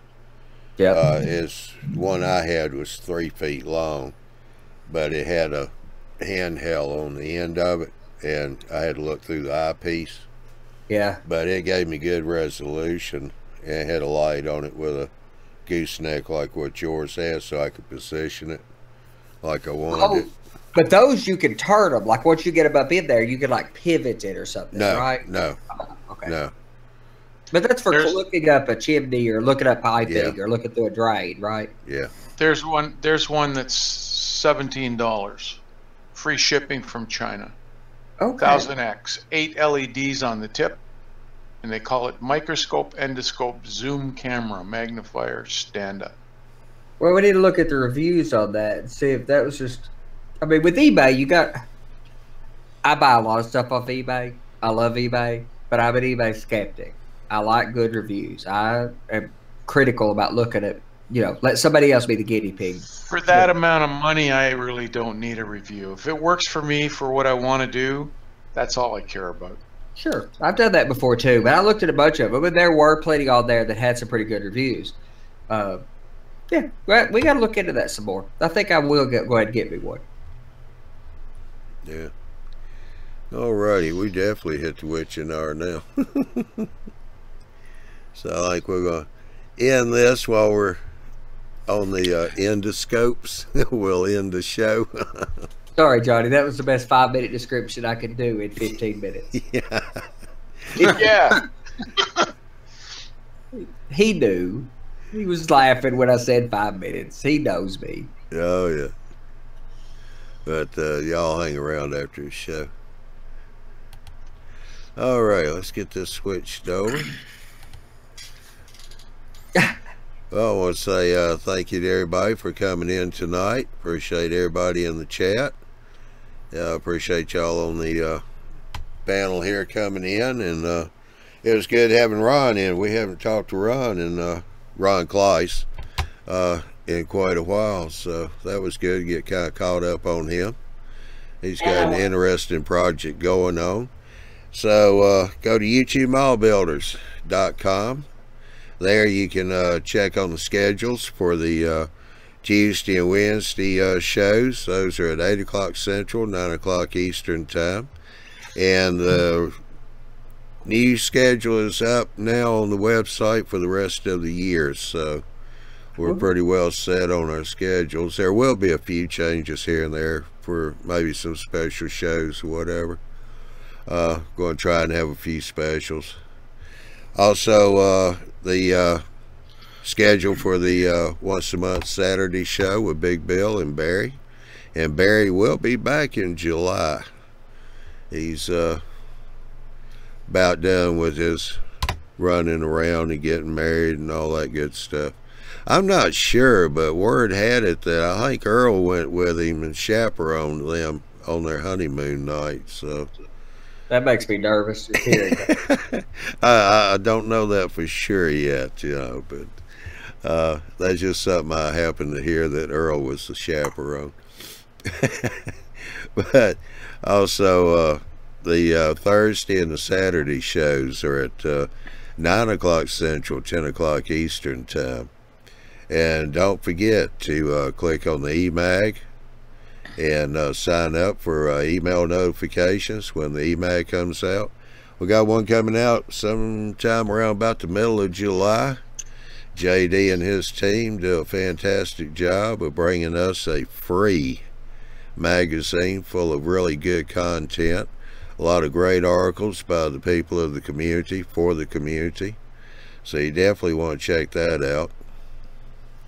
And just want to say, well, let's see what we got going on here. We're already at the end of June. Yeah, I think we got a Arduino show coming up on July the 5th.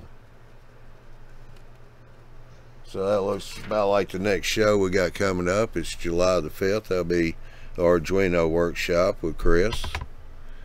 So you want to be sure and check that out. His show's 8 o'clock Central, 9 o'clock Eastern Time. I want to say thanks to everybody. Had another good show tonight. Appreciate it. Yeah. Oh, if you did kind of miss the show and just catching the tail end of this, all our shows are recorded on YouTube. So we have playlists there, so you can find the shows a lot easier. So everyone have a good night. We'll see you about July the 5th.